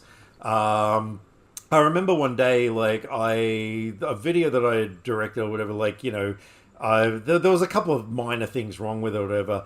I got this email from this guy one morning when I got to work, and it was basically just this scathing thing about how shit I am at my job and how I'm never going to make it in this industry and why am I even bothering turning up to work and all this sort of stuff. And I'm just like, wow, this is not cool. But I really wanted that job as like a stepping stone kind of a thing to maybe something better. And so, you know, I stuck it out like for as long as I possibly could. So in a way, I kind of relate to this guy. Like, I do get where he's coming from. You know, like if you wanted that job that badly, you would let people shit on you for a while. But yeah, I would not. I couldn't. I would need therapy because my mental health would just break. Yeah, that's true. Yeah. I get upset with any criticism, and I also just, it's like a thing that I just want to cry if people yell. So if I had someone yelling at me, I would start crying. Oh, this guy used to yell. Yeah, he was old yeller. So yeah, no, it was difficult, but yeah, but I understand why this character though, you know, but of course, you know, there is the part where he snaps and kidnaps him and tortures him. Yeah. And I thought that was the one weak spot in the movie is Frank Whaley. It's not the best at being menacing. Like in the beginning, true. Like in the early scenes. No, but it just stood out to me as okay. Yeah, right. Weird. I mean, it works later because obviously there's a lot of back and forth while he's a buddy is tied to the chair. But yeah, I don't know. He's just got that innocent face. It's kind of like me if I tried to be some like hard ass. I wouldn't be able to put enough in my voice or expression or anything probably to be believable. No, you laugh at things like Henry Portrait of a Serial Killer or whatever. So no, you're a psychopath, and you just I know that. Okay, I know you well enough to be scared. You don't have to put on a face or anything like that. You are just intimidating as fuck. But so yeah, we'll. Obviously, we're going to talk about the ending of this film in the spoiler section because I will bet you never saw that coming. Yeah, it is definitely quite an ending to this film. Yes and no. Yeah, there's things. We'll get but there. I just appreciated the fact that because I know you don't like movies with terrible people. Well, no, it's not that I don't like movies with terrible people. It's just that sometimes it turns me off. Like The Social Network is pretty much a movie of terrible people. And so I didn't like it. It's not a bad movie, but I just didn't like it. Yeah, because it was terrible people with nothing going on. And that's why I like Challengers more than Lady Macbeth, because Challengers at least had some tennis and stuff. So, you know, there was something happening besides just watching terrible people being terrible. See, this is why you don't need the hard face. You can just hurt people with your words, like, honestly. But yeah, I don't know. Sometimes, you know, watching terrible people is, you know, good. And and a movie's really interesting, and then other times it just makes me angry and there's nothing else to connect to, and I'm like, why am I wasting my time just watching awful people being awful? No, that's yeah, but it's the enough. kind of thing that there's no rules about what works for me and what doesn't. I don't know until I watch the movie and see what happens. So I was worried going into this because I knew Kevin Spacey was a terrible person in it, so I was like, oh, is this going to ruin the movie or not? But this time it worked for me. I really enjoyed this. Well, that's the thing that I find really interesting about this film is that, Kevin Spacey's character is such an awful, despicable human being, but it's enjoyable watching him. It's enjoyable watching him absolutely belittle and degrade this other person because it's a movie. It's like you're in that sort of safe spot. Obviously, shit like this does happen in real life.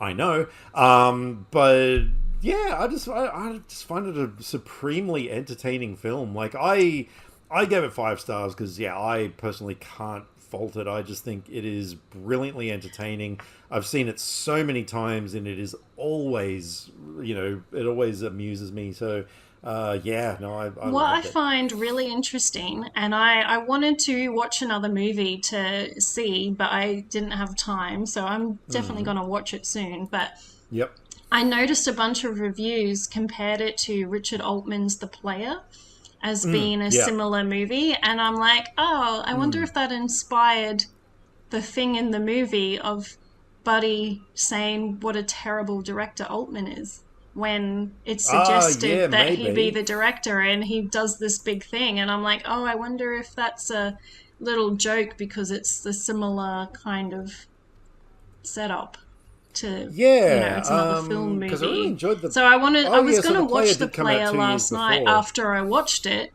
but I didn't. I didn't get to it. I ended up watching my Italian movie instead. But I am curious, and that's the one I think Altman film that's available streaming.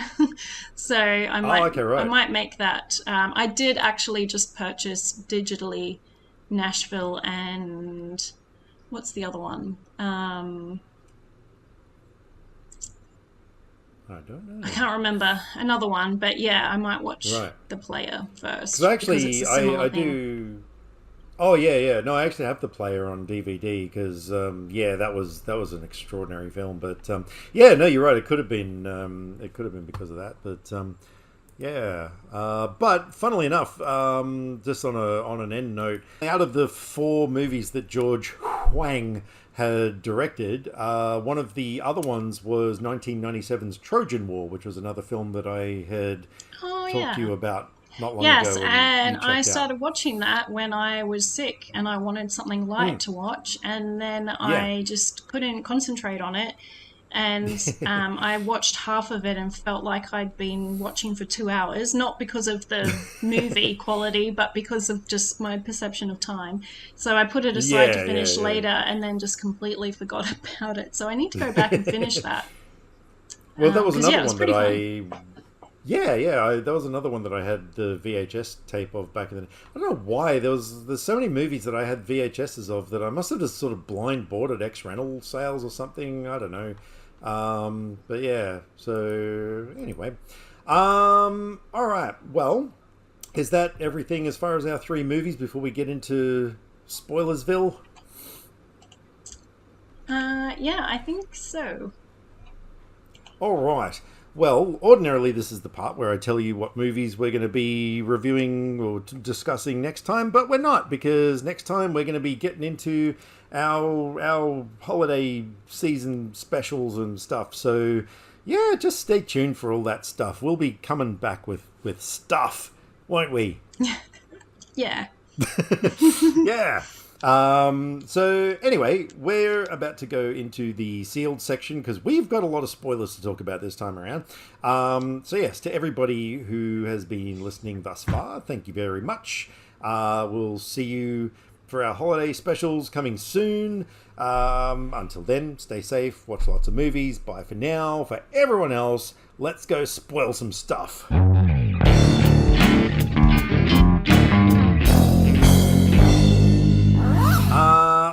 The Lost Boys. Yes, there was, of course, the whole red herring thing where they invite Max, or Max is invited to dinner, and the Frog Brothers are like, all right, we're gonna do all this stuff to try and expose him as a vampire, and so what are they?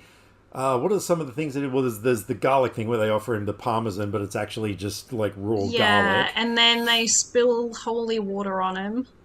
Yeah. And then they turn out the lights and turn them back on in the mirrors in front of his face. Yeah. And there's the comment about bad breath when the mother is like, oh, who's got the bad breath? And then it turns out she's talking about the dog, but they all look at him. Yeah. I thought that was so cool. And then, so of course, the first time you're watching this film, I was like, oh, wow, okay, so he's obviously in the clear.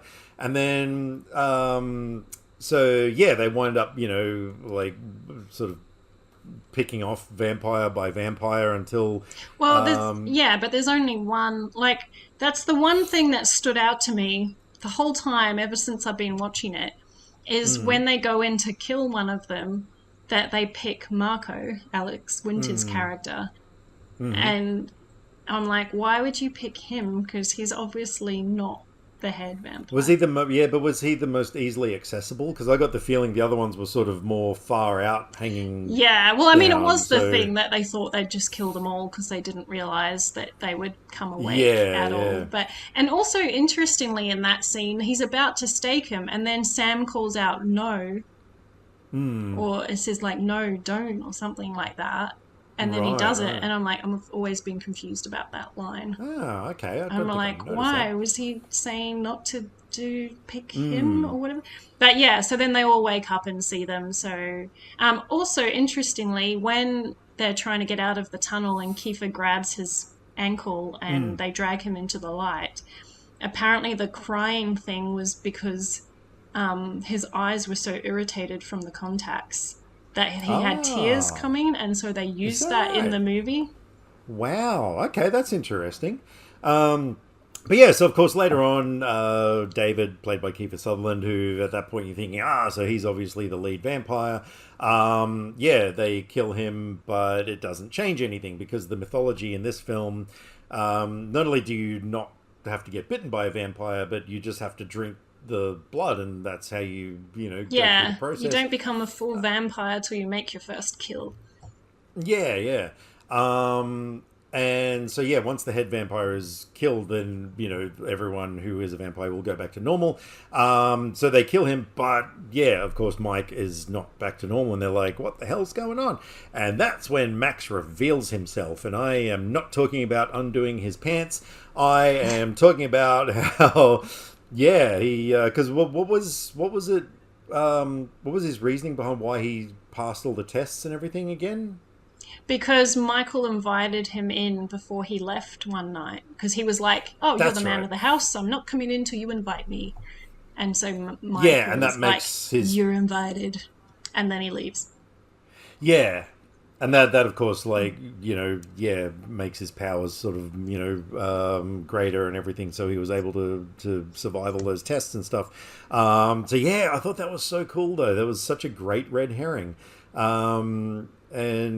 Just sort of elevated the coolness of the film.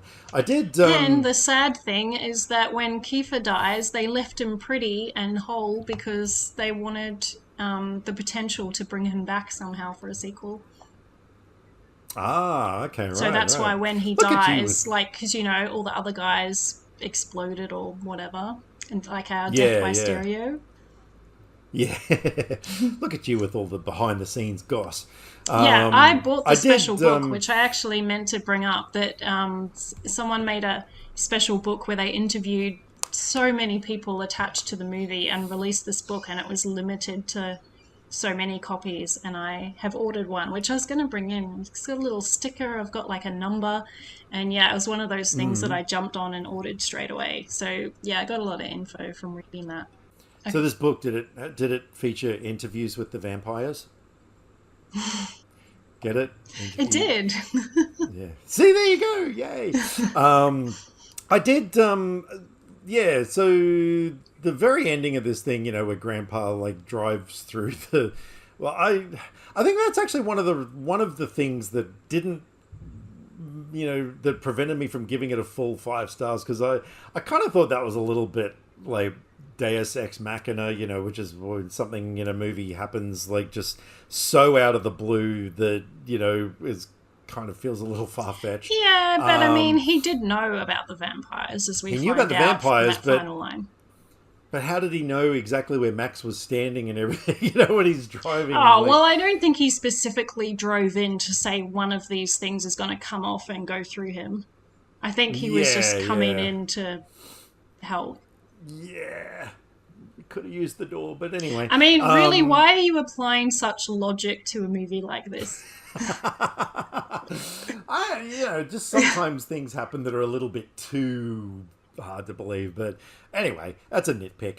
But I did like the final line and everything. Like that was really cool. Like, and then the music comes in to the closing credits, so it's pretty cool. Yes. Yeah. That's all the spoilers I think I had for that film. Yeah. All right, so Cat and the Canary, I don't know, like, is there really spoilers for this one? Well, I mean, there's just the reveal, which doesn't really matter, as we said, so no, I don't think it matters. It's just kind of watch and enjoy Bob Hope and his performance, exactly. And it doesn't really matter who did it and who's trying to kill the woman that is the heir to the fortune. Yeah, and then of course, like I said, you get the big Scooby-Doo moment at the end with the mask coming off the oh yeah, that's the thing, I guess, because he had just orchestrated this whole escaped from an asylum thing. Yeah. Very cool. Okay, so swimming with the sharks. So yeah, Kevin Spacey's tied to the chair. Frank Whaley is like torturing him with paper cuts and all sorts of stuff, which is just like kind of horrific. And then Dawn comes in because so Guy had intercepted a call basically where Dawn had said she was going to go and sleep with Buddy Ackerman, and so that was kind of the final straw that drove him to do all this. And so Dawn comes over, and Guy's standing there with the gun pointing it at Buddy, and Buddy's just sort of like, do it, come on, just shoot, and and everything. And Dawn's like, don't do this and stuff. And Buddy's kind of like, what you've got to do. Like, he's just had this very sincere calmness on him. He's like, what you need to do. And so then you hear a gunshot and it cuts to black, and you're like, oh, okay, like he's obviously killed Buddy Ackerman. Well, some people may think that. It kind of very obviously sets up that didn't happen. Well, yeah, because then, like, Guy's got a top position in the company now and stuff, and then you see Buddy turns up to work like very beaten up and everything, and it's like, oh shit, he actually killed Dawn. Which it's obviously not the happy ending that we kind of, hoped and wanted. That some people hoped and wanted. Yeah. Because, I mean, you kind of, once you get to that end stage, you're like, all these people suck. Yeah. So, I mean, there was no happy ending. I know. They kind of, I think, starting with that opening scene of him standing there talking to the cop and they're wheeling out a body. Yeah. It kind of gave it away later because, you're obviously meant to think it's Buddy. And then, so as soon as Dawn turned up, I was like, oh, okay, it's going to be her. Oh, okay, because, all right. Because they had show in it, and it was obvious you're meant to think it's Buddy because he's the one that's being tied up and tortured. So no, the first time I saw it, I thought it must have been Buddy that got killed. But so no, it was interesting. So it was just this, and then of course Guy's friend comes in, and Guy's basically, you sort of see that he's becoming another Buddy, and it's like, oh wow, this is. Which, I mean, they really did kind of set up at the beginning that, that people... In the restaurant? Yeah, and talking to Benicio del Toro about Yeah. moving on, and it's kind of like, yeah, they all go through that, and then Mm. they get really good jobs high up, so that then they Yeah. can do that to someone else. Yeah, exactly. But yeah, no, Which is it was an probably amazing why, movie. like, the studio system is so terrible now, because Yeah. there's just all terrible people that work there that put Well, up with that, and all the good people mm, would be like, nah, I'm not doing this. well, it's kind of ironic, isn't it, that Kevin Spacey, did become like, a person who was actually very horrible to people and Mm. stuff. So yeah, bit of life imitating art, but anyway. All right. Well, listen, we have talked for, I think it's been about 9 or 10 hours now, so give or take. Yeah, well, Um, giving some extra because it's our end of year special. exactly. Yep. School's broken up. That's it. We're School's out done for for the summer. year. It is. And yeah. So yeah, once again, thank you to everyone who has stuck around. Hopefully, enjoyed this episode. Enjoyed trivia with Nobbins. Enjoyed all the lists and things that we've come up with. My goodness, this has been an adventure. Yeah. So, yeah, like I said, stay tuned for our upcoming specials. Get in touch with us if you want to join us on the podcast, or if you want to talk about how you went with the trivia, just anything. Tell us about your cat. Send us cat photos. We welcome cat photos, or videos, or anything like that. Just talk to us, please. No. Anyway, until next time, stay safe, watch lots of movies, and bye for now.